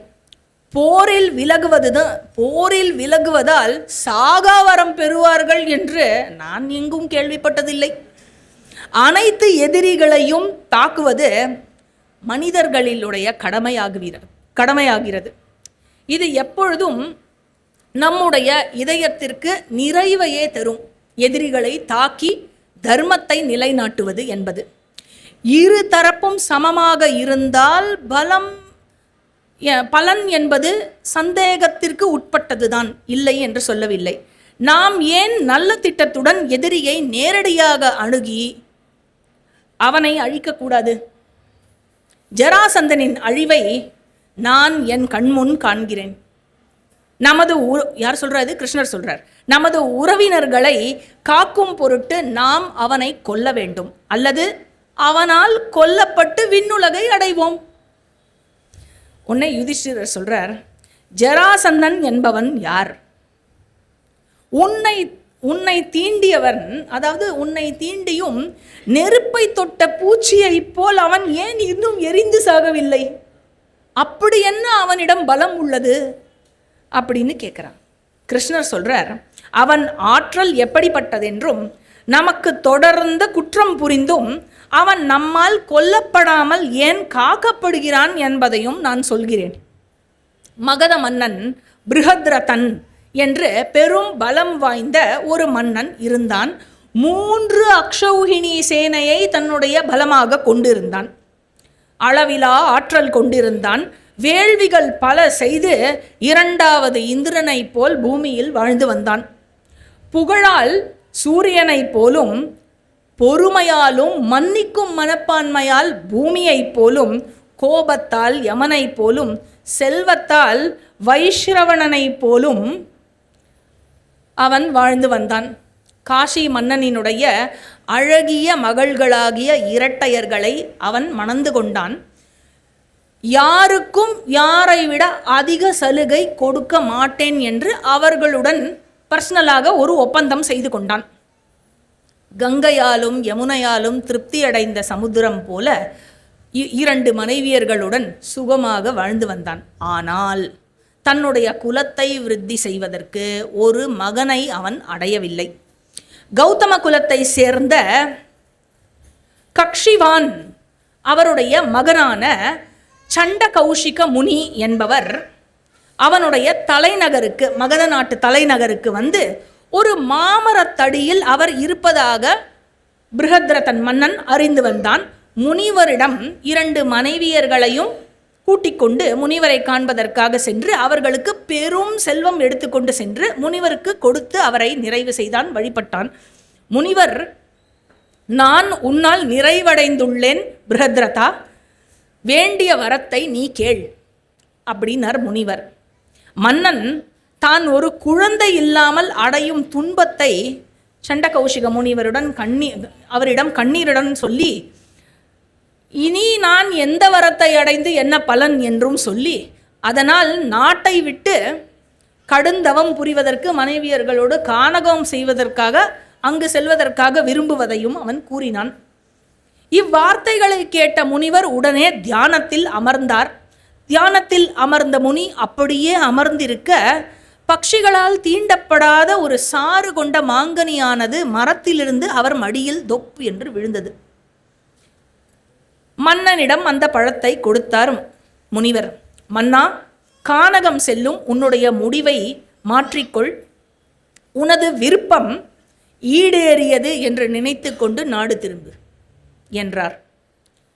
அவர் பாதங்களை வணங்கிவிட்டு நாடு திரும்பினான் பிருஹத்ரதன். தன்னுடைய மனைவியர்களிடம் அந்த பழத்தை கொடுத்தான். அவர்களும் ஒப்பந்தத்தை நினைவில் கொண்டு அந்த பழத்தை 2ஆக பிரித்து உண்டார்கள். இருவரும் சில காலத்தில் கர்ப்பவதியானார்கள். மன்னன் பெரும் மகிழ்ச்சியடைந்தான். அந்த ராணிகள் ஒரே உடலினுடைய 2 பகுதிகளையும் ஈன்றெடுத்தார்கள்.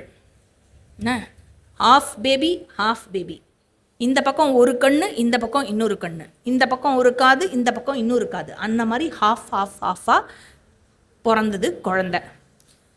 அதை பார்த்த ராணியர் மிகவும் நடுக்கமுற்றார்கள். இருவரும் ஆலோசித்து, உயிர் இருந்தது அந்த குழந்தையிடம், ஆனால் அந்த உயிர் பிரகாசிக்கவில்லை, குழந்தை அழலாம் இல்லை. உயிரிருந்த குழந்தையாக இருந்தாலும் இருவரும் ஆலோசித்து பயத்தினால் அந்த உடல் துண்டுகளை கைவிட்டார்கள். பேறுகால மருத்துவச்சிகளிடம் அந்த குழந்தையை கொடுத்து விட்டார்கள். அந்த 2 பேறுகால மருத்துவச்சிகளும் அந்த 2 பிண்டங்களையும் துணியில் சுற்றி அரண்மனையின் பின்வாயில் வழியாக அதை வீசிவிட்டு பயத்தால் விரைவாக திரும்ப ஓடி வந்து விட்டார்கள். சிறிது நேரம் கழித்து இறைச்சியை உண்டு குருதியை குடித்து வாழும் ஜரா என்ற ராட்சசி நார்ச்சந்தியில் போடப்பட்ட இந்த துண்டுகளை கண்டாள். தூக்கி எடுத்துச் செல்வதற்கு வசதியாக இருக்குமே என்று 2 துண்டுகளையும் ஒன்று சேர்த்தாள். 2 துண்டுகளையும் அவள் இணைத்த உடனேயே ஓருடலாகிய அந்த குழந்தை கட்டுருவாய்ந்த உயிருள்ள ஒரு குழந்தையாகிவிட்டது. வஜ்ரத்தை போல் உடல் கொண்ட அந்த குழந்தையை அவளால் தூக்கி செல்ல முடியாமல் அப்படியே கண்களை அகலமாக விரித்து அதிர்ச்சியில் அந்த குழந்தையை பார்த்தாள். அந்த குழந்தை தன்னுடைய முட்டியை மடித்து வாய்க்குள் நுழைத்து மழை மேகம் முழங்குவது போல் ஒரு பெரிய முழக்கத்தை செய்தது. அரண்மனை வாசிகளுடன் 2 ராணியர்களுடன் மன்னனும் அந்த முழக்கத்தை கேட்டு வெளியே வந்து இதை பார்த்தான். வாரிசை விரும்பும் ராட்சசி மனசுல நினைக்கிறா, வாரிசை விரும்பும் இந்த மன்னன் அவனுடைய நாட்டில்தான் நான் வாழ்ந்து வருகிறேன், அதனால் இப்படிப்பட்ட அறம் சார்ந்த மன்னனினுடைய குழந்தையை நான் கொல்லக்கூடாது என்று எண்ணிய இந்த ஜரா என்ற ராட்சசி மனித வடிவம் கொண்டு அந்த குழந்தையை தாங்கி மன்னனிடம் கொடுத்தாள். பிருஹத்ரதா, இது உன்னுடைய குழந்தை, நான் உன்னிடமே கொடுக்கிறேன் அப்படின்னு சொல்லி கொடுத்தா. மன்னனும் ராணியர்களும் அதை வாங்கி கொண்டு மிகுந்த மகிழ்ச்சி அடைந்தார்கள். ஆனால் மன்னனுக்கு டவுட்டு, நீ யார் என்று கேட்டார். உடனே அந்த ராட்சசி சொன்னா, நான் ஜரா என்ற ராட்சசி, நான் உன் நாட்டில்தான் வாழ்ந்து வருகிறேன். நான் ஸ்வயம்புவால் பிரம்மாஜியால் படைக்கப்பட்ட போது எப்படி படைக்கப்பட்டேன் என்றால், வீட்டில் குடியிருக்கும் தேவதையாக நான் படைக்கப்பட்டேன். கிருஹதேவி என்று எனக்கு அவர் பெயரிட்டார். தானவர்களினுடைய அழிவிற்காக நான் பணிக்கப்பட்டுள்ளேன். குழந்தைகளுக்கு மத்தியில் இளமையுடன் இருக்கும் என்னை, நான் இளமையுடன் குழந்தைகளுக்கு மத்தியில் இருப்பதை போல் வரைந்து யாரெல்லாம் அவர்கள் வீட்டில் வைக்கிறார்களோ அவர்களுடைய இல்லம் செழிப்பில் வளரும். நீ உன்னுடைய வீட்டு சுவற்றில் இது போல் வரைந்து வைத்திருக்கிறாய், அதை அதற்கான வழிபாடும் தினமும் நடக்கிறது. இப்படி உன் வீட்டில் வழிபடும் நான் அதற்கு பிரதிபலனாக ஏதேனும் நன்மை செய்ய வேண்டும் என்று நினைத்தேன். அதனால் இந்த குழந்தையை உனக்கே அளிக்கிறேன். நான் இதில் ஒரு கருவியாக மட்டுமே பயன்பட்டிருக்கிறேன் என்று புரிந்து கொள் பிருஹத்ரதா அப்படின்னு சொல்லிவிட்டு ஜரா மறைந்து விட்டாள். குழந்தையை பெற்ற மன்னன் ஜரையால் சேர்க்கப்பட்டதால் அவனுக்கு ஜரா சந்தன் என்று பெயரிட்டான். பெரும் சக்தியுடனும் பலத்துடனும் பெரும் வடிவத்துடனும் வளர்பிறை சந்திரனை போல் இந்த குழந்தை வெகு வேகமாக வளர்ந்து கொண்டு வந்தான். சில காலங்களுக்கு பிறகு சண்டகௌஷிகம் ரிஷி அந்த நாட்டுக்கு, மகத நாட்டுக்கு வந்தார். மிகவும் மகிழ்ந்த மன்னர் அவரை மரியாதையுடன் வரவேற்றார். உடனே அந்த மகரிஷி சொன்னார், உனது மகன் அழகுடனும் பலத்துடனும் அற்புதமான திறனுடனும் பராக்கிரமத்துடனும் இருப்பான். பேராற்றல் அனைத்தையும் அவன் அடைவான். எப்படி கருடனினுடைய வேகத்தை வேறு எந்த பறவையாலும் விஞ்ச முடியாதோ அதே போல உன்னுடைய மகன் அவனுடைய சக்தியை வேறு எந்த அரசனாலும் அவனை வெற்றி கொள்ள முடியாது. அதனால் அவன் வழியில் தடையை ஏற்படுத்தும் அனைவரும் அழிவுக்கு உள்ளாவார்கள். இதெல்லாம் ரிஷி பிளெஸ்ஸிங்காக கொடுத்துட்டார். மேலும் தேவர்கள் வீசும் ஆயுதங்களால் இவனுக்கு சிறு துன்பம் கூட உண்டாகாது. மணிமுடி தரித்தவர்களின் தலைகளையெல்லாம் இவன் ஆழ்வான். எப்பேற்பட்ட மன்னனும் இவனை வெல்லவோ அணுகவோ முடியவே முடியாது. நதிகள் வெள்ளத்தை எப்படி சமுத்திரம் வாங்கிக் கொள்வது போல் இவன் எல்லா மன்னனினுடைய செல்வத்தையும் வாங்கிக் கொள்வான். உடல் கொண்ட அனைத்து உயிரும் வாயுவை நம்பி இருப்பது போல் பூமியில் உள்ள அனைத்து மன்னர்களும் உன்னுடைய மகனுக்கே கீழ்ப்படிந்து இருப்பார்கள். என்ன ஓமை கொடுக்கிறார்கள் போனோம். எப்படி வாயுவை நம்பி இருக்குமோ எல்லா உயிரும், வாயுக்கு நிகராக உன்னுடைய மகன் இருப்பான் அப்படின்னா மகனை அழிப்பதற்கு வாயுபுத்திரன் தான் வர வேண்டும் இல்லையா? இப்படி சொல்லிவிட்டு முனிவர் சென்று விட்டார். பின்னர் ஜராசந்தனை அரியணையில் அமர்த்திவிட்டு பிருஹத்ரதன் தன்னுடைய இரு மனைவியருடன் கானகம் சென்று தவ வாழ்க்கையை மேற்கொண்டான். கொஞ்ச காலம் கானகத்தில் வாழ்ந்து தவம் செய்து பின்னாடி இரு மனைவியருடன் விண்ணுலகம் ஏகினான். பிறகு ஜராசந்தன் என்ன செய்தான்? எண்ணிலடங்கா பல மன்னர்களை தன்னுடைய கட்டுப்பாட்டுக்குள் கொண்டு வந்தான். கம்சன் வாசுதேவனால் கொல்லப்பட்டான். ஜராசந்தனுக்கும் கிருஷ்ணனுக்கும் பகை தொடங்கியது. மகத தலைநகர் கிரிவ்ரஜத்திலிருந்து ஒரு கதாயுதத்தை ஜராசந்தன் என்ன செய்தான்? 99 முறை சுழற்றிவிட்டு வீசி எறிந்தான் மதுராவை நோக்கி. எங்கேருந்து கிரிபிரஜத்திலிருந்து பீகார்லேருந்து உத்தரப்பிரதேஷ் வரைக்கும் சரியா சுழற்றி மதுராவை நோக்கி வீசி எறிந்தான். குடிமக்கள் கதாயுதம் விழுந்த செய்தியை கிருஷ்ணரிடம் போய் சொன்னார்கள். அந்த இடம் கதாவசானம் என்று அழைக்கப்படுகிறது. அதாவது எப்படிப்பட்ட ஜராசந்தனாக அப்பொழுது இருந்தான்? ஹம்ச டிம்பக இருவரையும் தன்னுடைய நண்பர், அழிக்க முடியாத 2 அரசர்களையும் தன்னுடைய நண்பனாக கொண்டிருந்தான் ஜராசந்தன். இப்பேற்பட்ட ஜராசந்தனுடன் மோதுவது சரியில்லை என்று விருஷ்ணிகள் தீர்மானித்தார்கள்.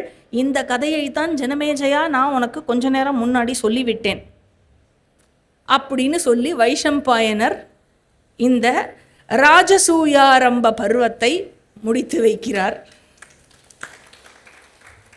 3வது உபபருவம் முடிஞ்சது. 4வது உபபருவம் ஜராசந்த வதப்பருவம். இந்த ஜராசந்த வதப்பருவத்தில் 5 அத்தியாயம் இருக்கு. 20வது அத்தியாயத்திலிருந்து 24வது அத்தியாயம் வரை மொத்தம் 215 ஸ்லோகங்கள் உள்ளடங்கியது. அதாவது இந்த விஷயத்தெல்லாம் இப்போ யார் இந்திரபிரஸ்தத்தில் டிஸ்கஸ் பண்ணிட்டு இருக்கா? கிருஷ்ணர், யுதிஷ்டிரர், பீமன், அர்ஜுனர். சரியா? இந்த விஷயத்தை டிஸ்கஸ் பண்ணிட்டு இருக்கா. கிருஷ்ணர் ஜராசந்தனுடைய ஸ்டோரியை யுதிஷ்டிரர் கேட்டு நரேட் பண்ணிட்டு இருக்கார். கிருஷ்ணர் நரேட் பண்ணிட்டு இருக்கிற விஷயத்தை வைஷம்பாயனர் பரீட்சத்துக்கு நரேட் பண்ணிட்டு இருந்ததை நைமிஷாரண்யத்தில் சௌத்தி சவுனக ரிஷிகளுக்கு நரேட் பண்ணிட்டு இருக்கார். இந்த செயினை மறந்துடக்கூடாது. சரி, கிருஷ்ணர் இப்போ என்ன சொல்றார்? இவ்வாறு ஹம்ச டிம்பகர்கள் அவர்களை வீழ்த்தி விட்டு கம்சனும் கொல்லப்பட்டான். எல்லா கதையும் முடிஞ்சுது. ஜராசந்தனின் அழிவுக்கான நேரமும் வந்துவிட்டது. அவனை போரில் வீழ்த்த முடியாது. இருப்பினும் வெறுங்கை கொண்டு புரியும் மல்யுத்தத்தினால் வீழ்த்த முடியும். எனவே ராஜசூய வேள்வி நடத்துவதற்கு முன்பே மகத மன்னனின் அழிவை நாம் அடைய வேண்டும்.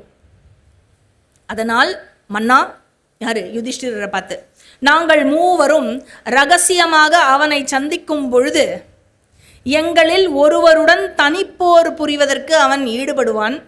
அநேகமாக அவனுடைய செருக்கின் காரணத்தினால் அவன் பீமனைத்தான் தேர்ந்தெடுப்பான், பீமனைத்தான் அழைப்பான் மல்யுத்தத்துக்கு. அதுக்கப்புறம் நான் சொல்ல வேண்டாம்.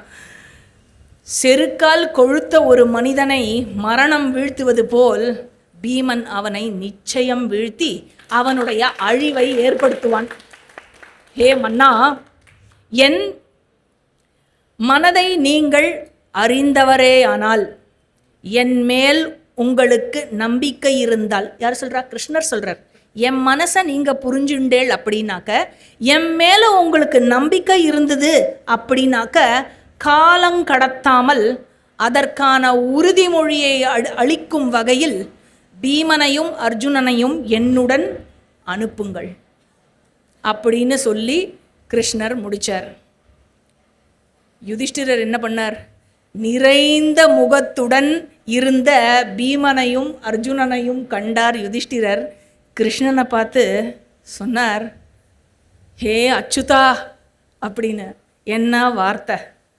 அச்சுதா அப்படின்னா எவன் ஒருவன் தவறிழைக்காதவனோ, தி இன்ஃபாலிபிள், அப்படிப்பட்டவன் பகவான். அதனால பகவானுக்கு அச்சுத என்று பெயர். ந ச்யுதி ந ச்யுதம் வித்யதே இது அச்சுத. அதனால என்றுமே அவன் தவறிழைக்க மாட்டான். ஏ அச்சுதா, அப்படி எப்படி சொல்கிறாய்? என் மேல நம்பிக்கை இருக்கான்னு கேட்கறியே. நீ அச்சுதன் அப்படின்னா உன்னை நம்பாம நான் வேற யாரை நம்ப முடியும் சொல்லு அப்படிங்கிற அர்த்தத்தில் சொல்லி, அப்படி சொல்லாதே கிருஷ்ணா, நீயே பாண்டவர்களின் தலைவன், நாங்கள் அனைவரும் உன்னையே அண்டியுள்ளோன். உனது கட்டுப்பாட்டுக்குள் இருக்கும் நான், என்ன கான்ஃபிடன்ஸ் வந்துடுத்து இப்போ யுதிஷ்டிரருக்கு. கிருஷ்ணா, உன்னுடைய கட்டுப்பாட்டுக்குள் இருக்கும் நான் ஜராசந்தன் ஏற்கனவே கொல்லப்பட்டு விட்டதாக கருதுகிறேன். அவனால் அடைத்து வைக்கப்பட்டிருக்கும் மன்னர்கள் ஏற்கனவே விடுவிக்கப்பட்டதாக கருதுகிறேன். ராஜசூயம் என்னால் சாதிக்கப்பட்டதாகவே கருதுகிறேன். ஆக துயர் நிறைந்த மனிதன் போல் வாழ துணிய மாட்டேன். ஆகவே பார்த்தனால் ஷௌரி இல்லாமல் வாழ முடியாது, ஷௌரியாலும் பார்த்தன் இல்லாமல் வாழ முடியாது. ஷௌரிங்கிறது யாரு? ஷௌரிங்கிறது கிருஷ்ணருடைய பேர். கால நேமினி ஹாவீர ஷௌரி ஷூர ஜனேஸ்வரஹா. ஸோ ஷௌரிஹி அப்படிங்கிறது விஷ்ணு சஹஸ்ரநாமத்தில், இதே மகாபாரதத்தினுடைய அனுசாசன பருவத்தில் வர விஷ்ணு சஹஸ்ரநாமத்தில் 644வது நாமமாக வருவது ஷௌரிஹி.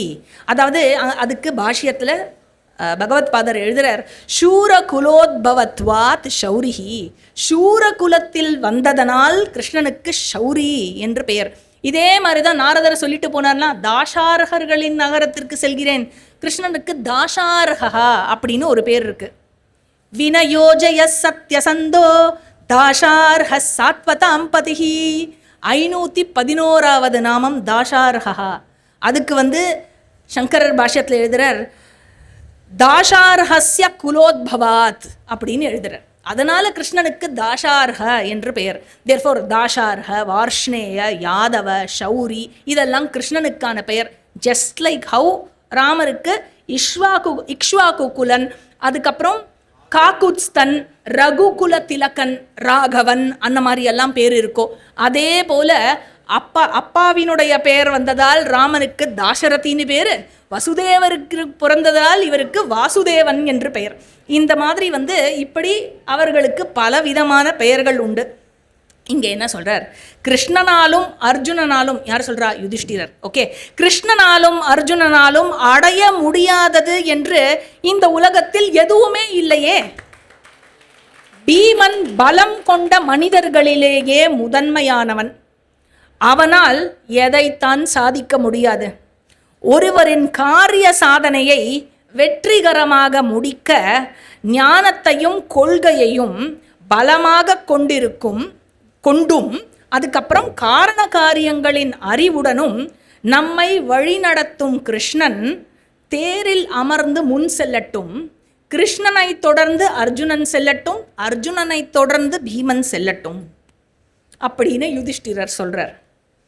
கொள்கை, நற்பேறு, பலம் ஆகியவற்றையே பராக்கிரமத்துடன் கூடி வெற்றியாக கொண்டவன் அப்படின்னு இவன் வெற்றியாக கொண்டவன் அப்படின்னு கிருஷ்ணரை புகழ்ந்து யுதிஷ்டிரர் சொல்கிறார். இப்படி சொல்லி இவா 3 பேரும் நீங்கள் போகலாம் அப்படின்னு உத்தரவு கொடுத்தவுடன் என்னாச்சு அப்படின்னா, மூவரும் பெரியோர்களிடம் ஆசீர்வாதங்கள் பெற்று என்ன முடிவு பண்ணா இவா 3 பேரும் அப்படின்னாக்க, ஸ்நாதக பிராமணர்கள் போல் வேஷம் தரித்து மகத நாட்டை அடைவதற்காக முடிவு செய்தார்கள். ஸ்நாதக பிராமணர்கள்னா யாரு அப்படின்னாக்க, எந்த ஒரு பிராமணன் தன்னுடைய வேத கல்வியை முடித்துவிட்டு, குருகுலத்தில் வேத கல்வியை முடிச்சுட்டு திருப்பி சொசைட்டிக்குள்ளே வரச்சே, அதாவது சமாவர்த்தன யஜ்ஞம் முடித்து திருப்பி சொசைட்டிக்குள்ளே வரானோ அவனுக்கு பேர் ஸ்நாதக பிராமணன் என்று பெயர். அந்த ஸ்நாதக பிராமணர்கள் போல் இவர்கள் வேஷம் தரித்து கொண்டு 3 பேரும் தன்னுடைய உறவுகார மன்னர்கள், யார்? ஜராசந்தனிடம் சிறைப்பட்டு கிடக்கும் அந்த உறவுகார மன்னர்களினுடைய நிலையை நினைத்து கோபம் கொண்டு அக்னியை போல் மூவரும் புறப்பட்டு சென்றார்கள்.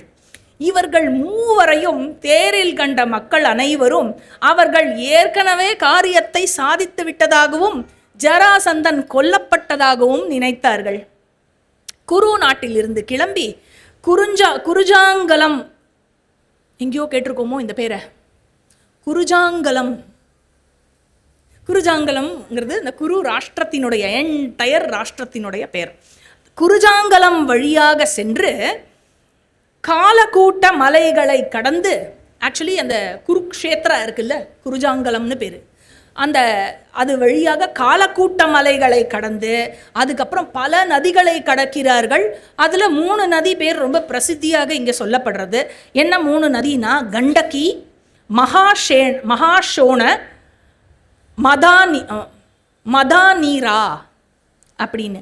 கண்டக்கி நமக்கு தெரியும், இன்றைக்கி கூட அது கண்டக்கி ஆர் கண்டக் அப்படிங்கிற பேரில், அதாவது நேபாளிலேருந்து இதுவாகி பீகார் வழியாக உள்ளே வந்து கங்கையில், பீகாரில் வந்து கங்கையோட கலக்கிறது.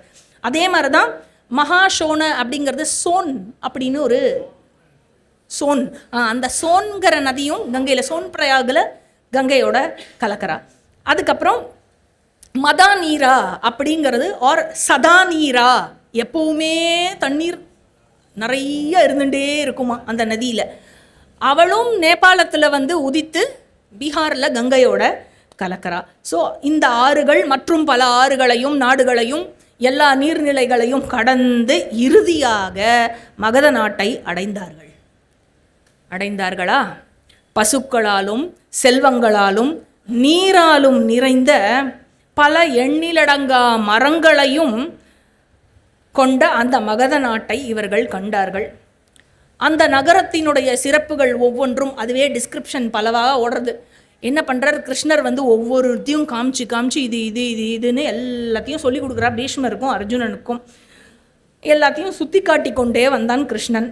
அந்த இடத்துல வந்து கேபிட்டல் சிட்டியை என்டர் பண்ணுறதுக்கு முன்னாடியே கௌதமரினுடைய குலம் வளர்ந்து கௌதமருக்கு கக்ஷிவான் யார்?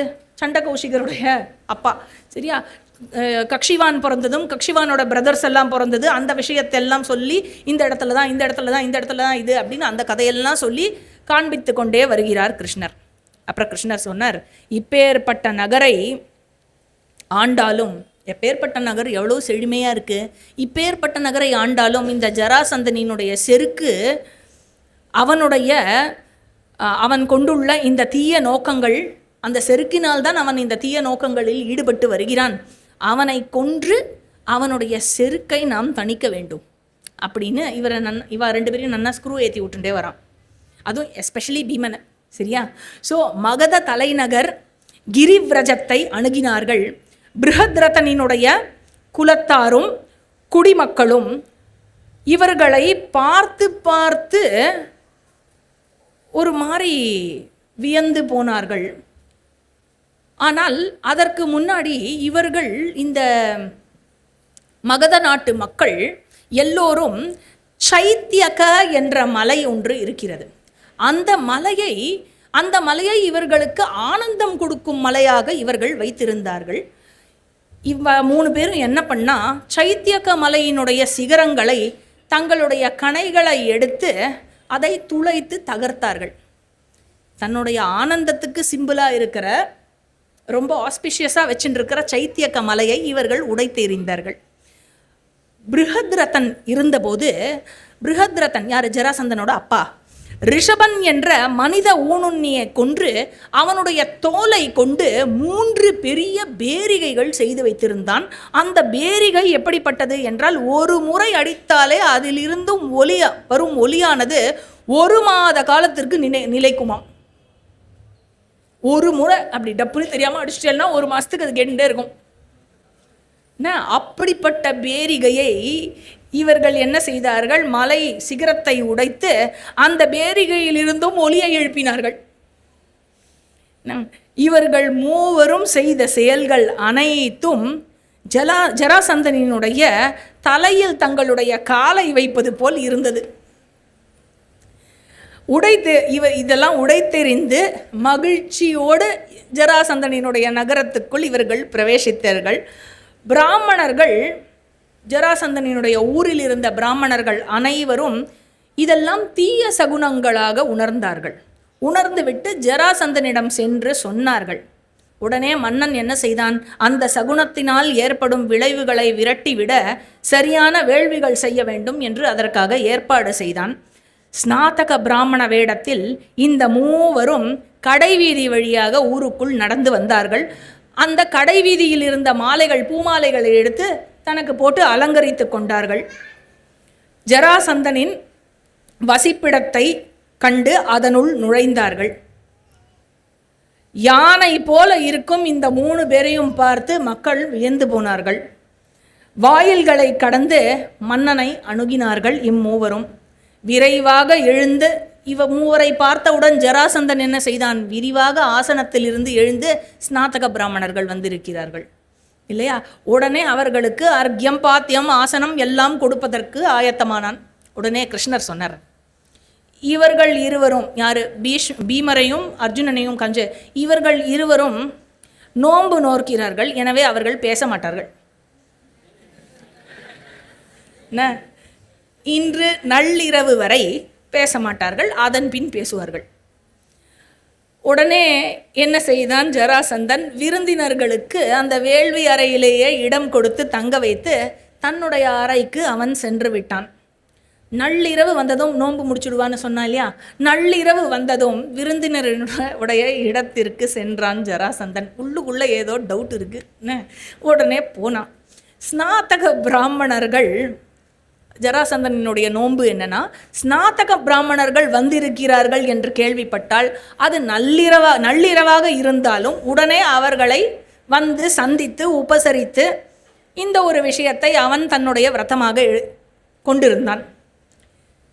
ஆனால் இவர்களுடைய ஆடைகளை கண்டு மிகவும் வியப்படைந்தான். எனினும் அவர்களுக்கு பணிவிடையெல்லாம் செய்தான். கிருஷ்ணர் மட்டும்தான் பேசுவார் இல்லையா, அதனால் சிரமம் இல்லாமல் முக்தி அடைவாய் அப்படின்னு ஆசீர்வாதம் பண்ணார் ஜராசந்தனுக்கு. இதை கிருஷ்ணர் சொன்ன உடனே ஒருத்தர் எல்லாரும் பார்த்துட்டே இருந்தா, இப்படி தன்னைத்தானே பார்த்துட்டு இருந்தா. உடனே ஜராசந்தன் இருக்கையில் அமருங்கள் அப்படின்னோடனே வேள்வி நடத்தும் புரோகிதர்கள் போல் இவர்கள் இருக்கையில் அமர்ந்து கொண்டார்கள். ஜராசந்தன் உடனே பேசத் தொடங்கினான். இந்த முழு உலகிலும் உள்ள ஸ்நாத்தக பிராமணர்கள் அதாவது ஸ்நாத்தக நோன்பை கடைபிடிக்கும் பிராமணர்கள் மலர்களையும் மாலைகளையும் நறுமண பொருட்களையும் தரிப்பதில்லை. இதை நான் அறிந்திருக்கிறேன். மலர்களால் அலங்கரித்து கொண்டு கையில் வில்லும் உடம்பில் அங்கங்கு காயங்களும் பெற்றிருக்கும் நீங்கள் யார்?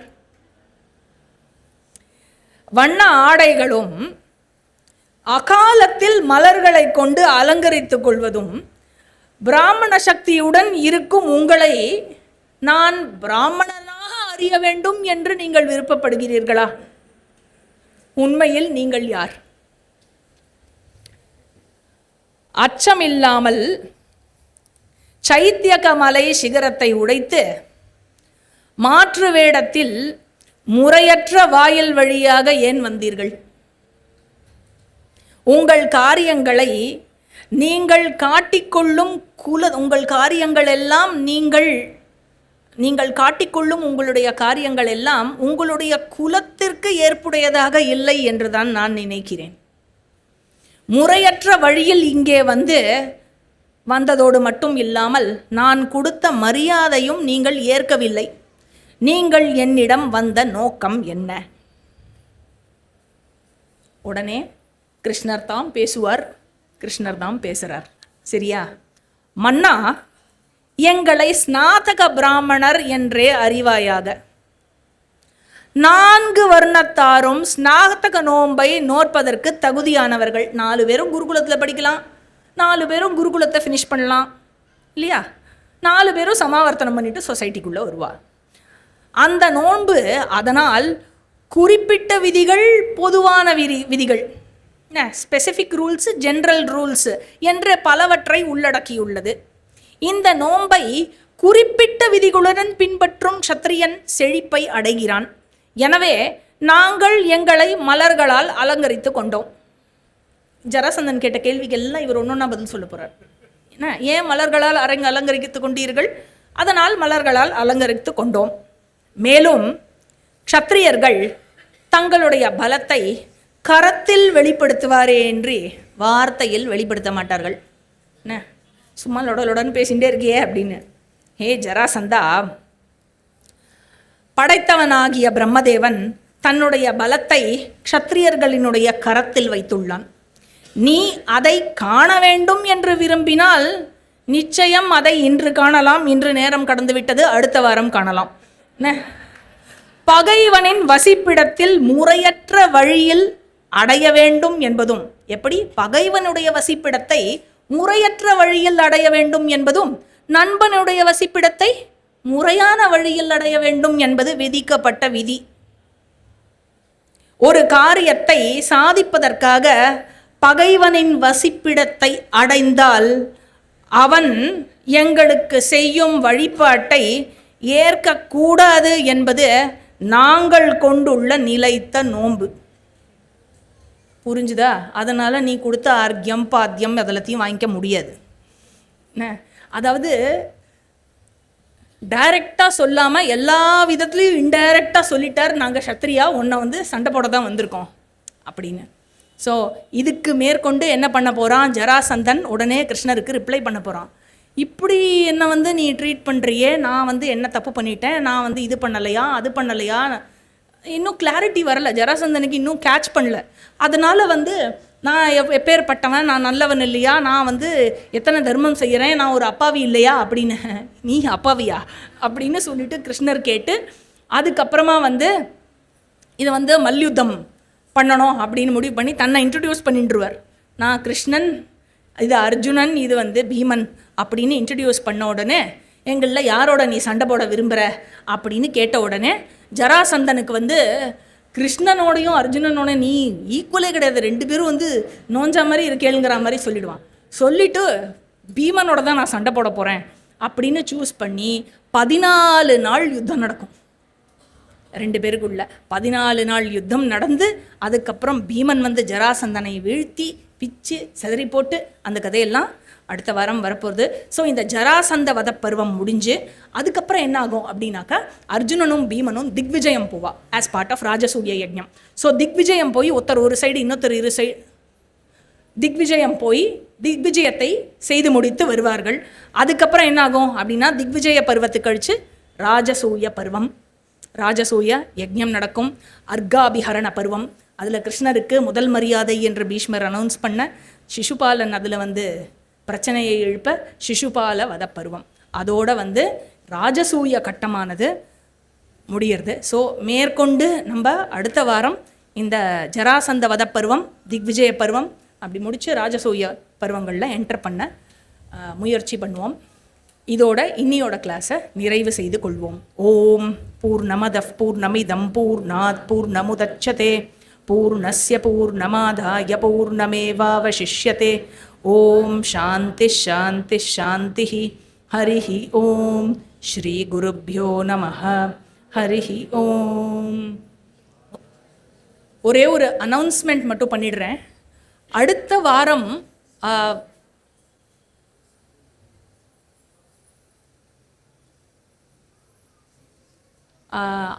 வாரம் வியாழக்கிழமை அன்று ஒரு பிவிஎம்மில் ஒரு கேம்ப் இருக்குது. அதை ஒட்டி இருக்கிற ஃபங்க்ஷனுக்கு இங்கேருந்து கொஞ்சம் பேரோட நானும் போகிற ட்ராவல் ஷெட்யூலாக இருக்கிறதுனால வியாழக்கிழமை அங்கே பாஸ்கரராஜபுரத்தில் ஃபங்க்ஷன் இருக்கிறதுனால ஒரே ஒரு ரிக்வெஸ்ட் என்னென்னா, கிளாஸை கேன்சல் பண்ண வேண்டாம், கொஞ்சம் அட்வான்ஸ் பண்ணி டியூஸ்டேவே வச்சுட்டுலாமா? ஓகேவா? ஓம் வச்சுக்கோங்க. அப்படி இல்லை நானும் வரேன் அப்படி. Okay, thank you. ஸோ டியூஸ்டே அன்னைக்கு இதே இடத்துல இதே டைம் 7 to 8:30 அடுத்த வாரத்தோட மகாபாரத வகுப்பு. சரியா?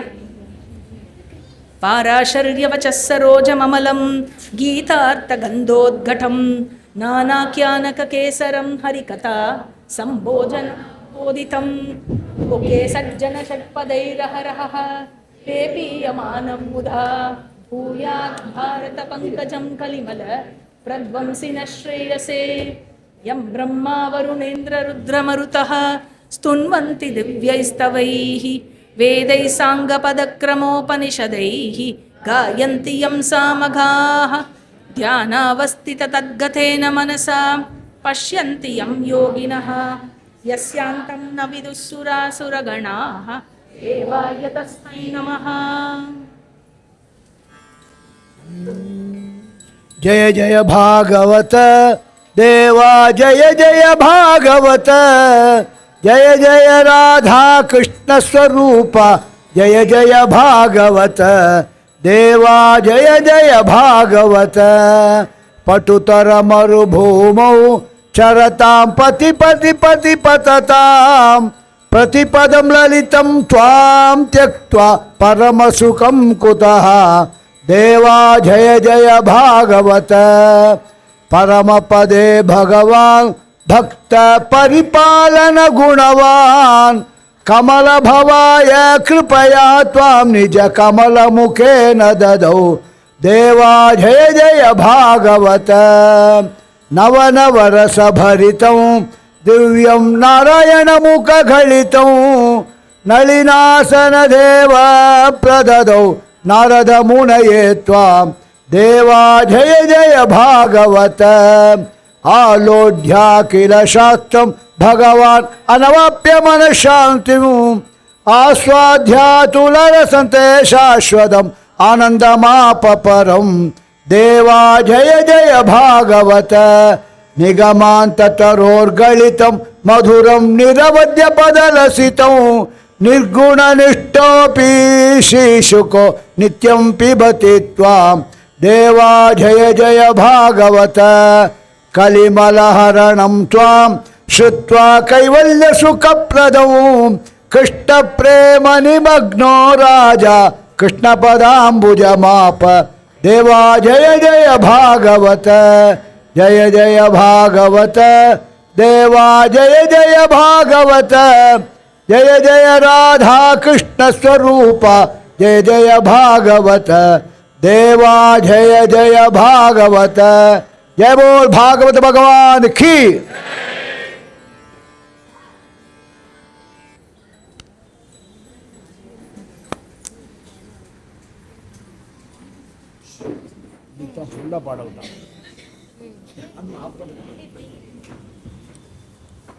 ஒரே ஒரு நிமிஷம் இருங்க. இன்றைக்கி கிளாஸில் ஒரு முக்கியமான விஷயம் சொன்னான். அது என்ன அப்படின்னா, இந்த ஒரு விஷயம் இல்லைன்னா யுதிஷ்டிரா நீ ராஜசூய யஜ்யம் பண்ண முடியாது அப்படின்னு. அதே மாதிரி இப்போ நம்ம வந்து இன்னொரு ஒரு 10 நாள் எத்தனை நாள் இருக்கு இன்னும்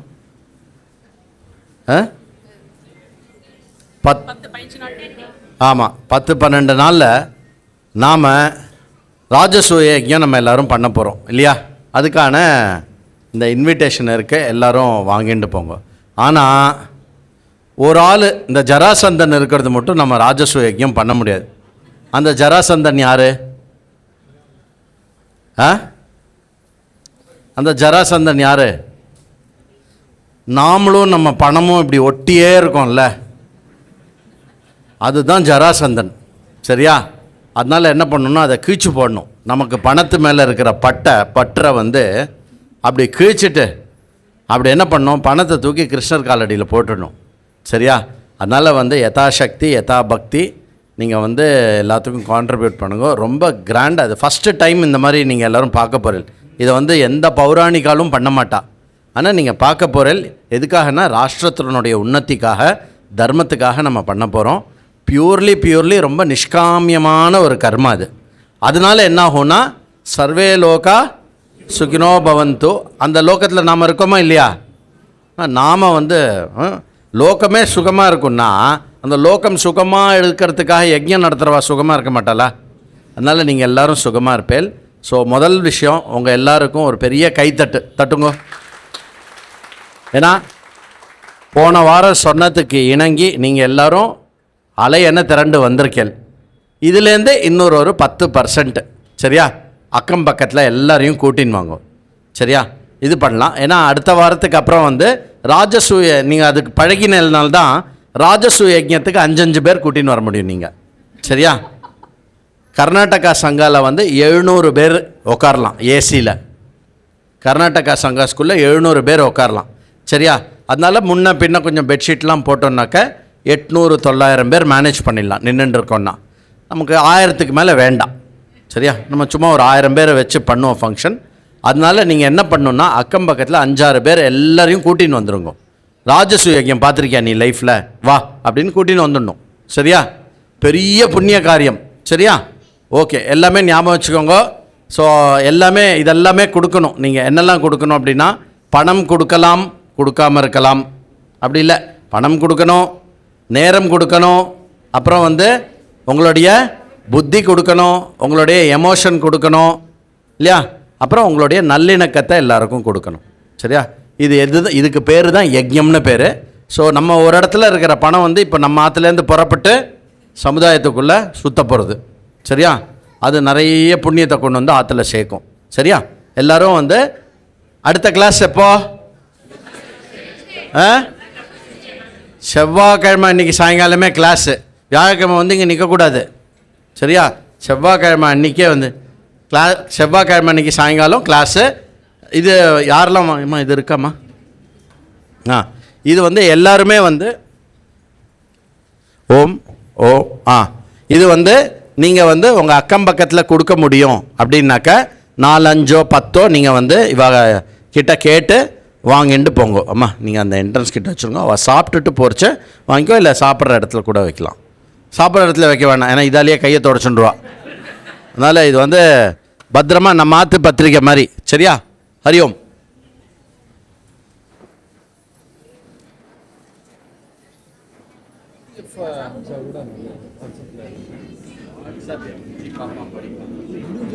Not in the groups.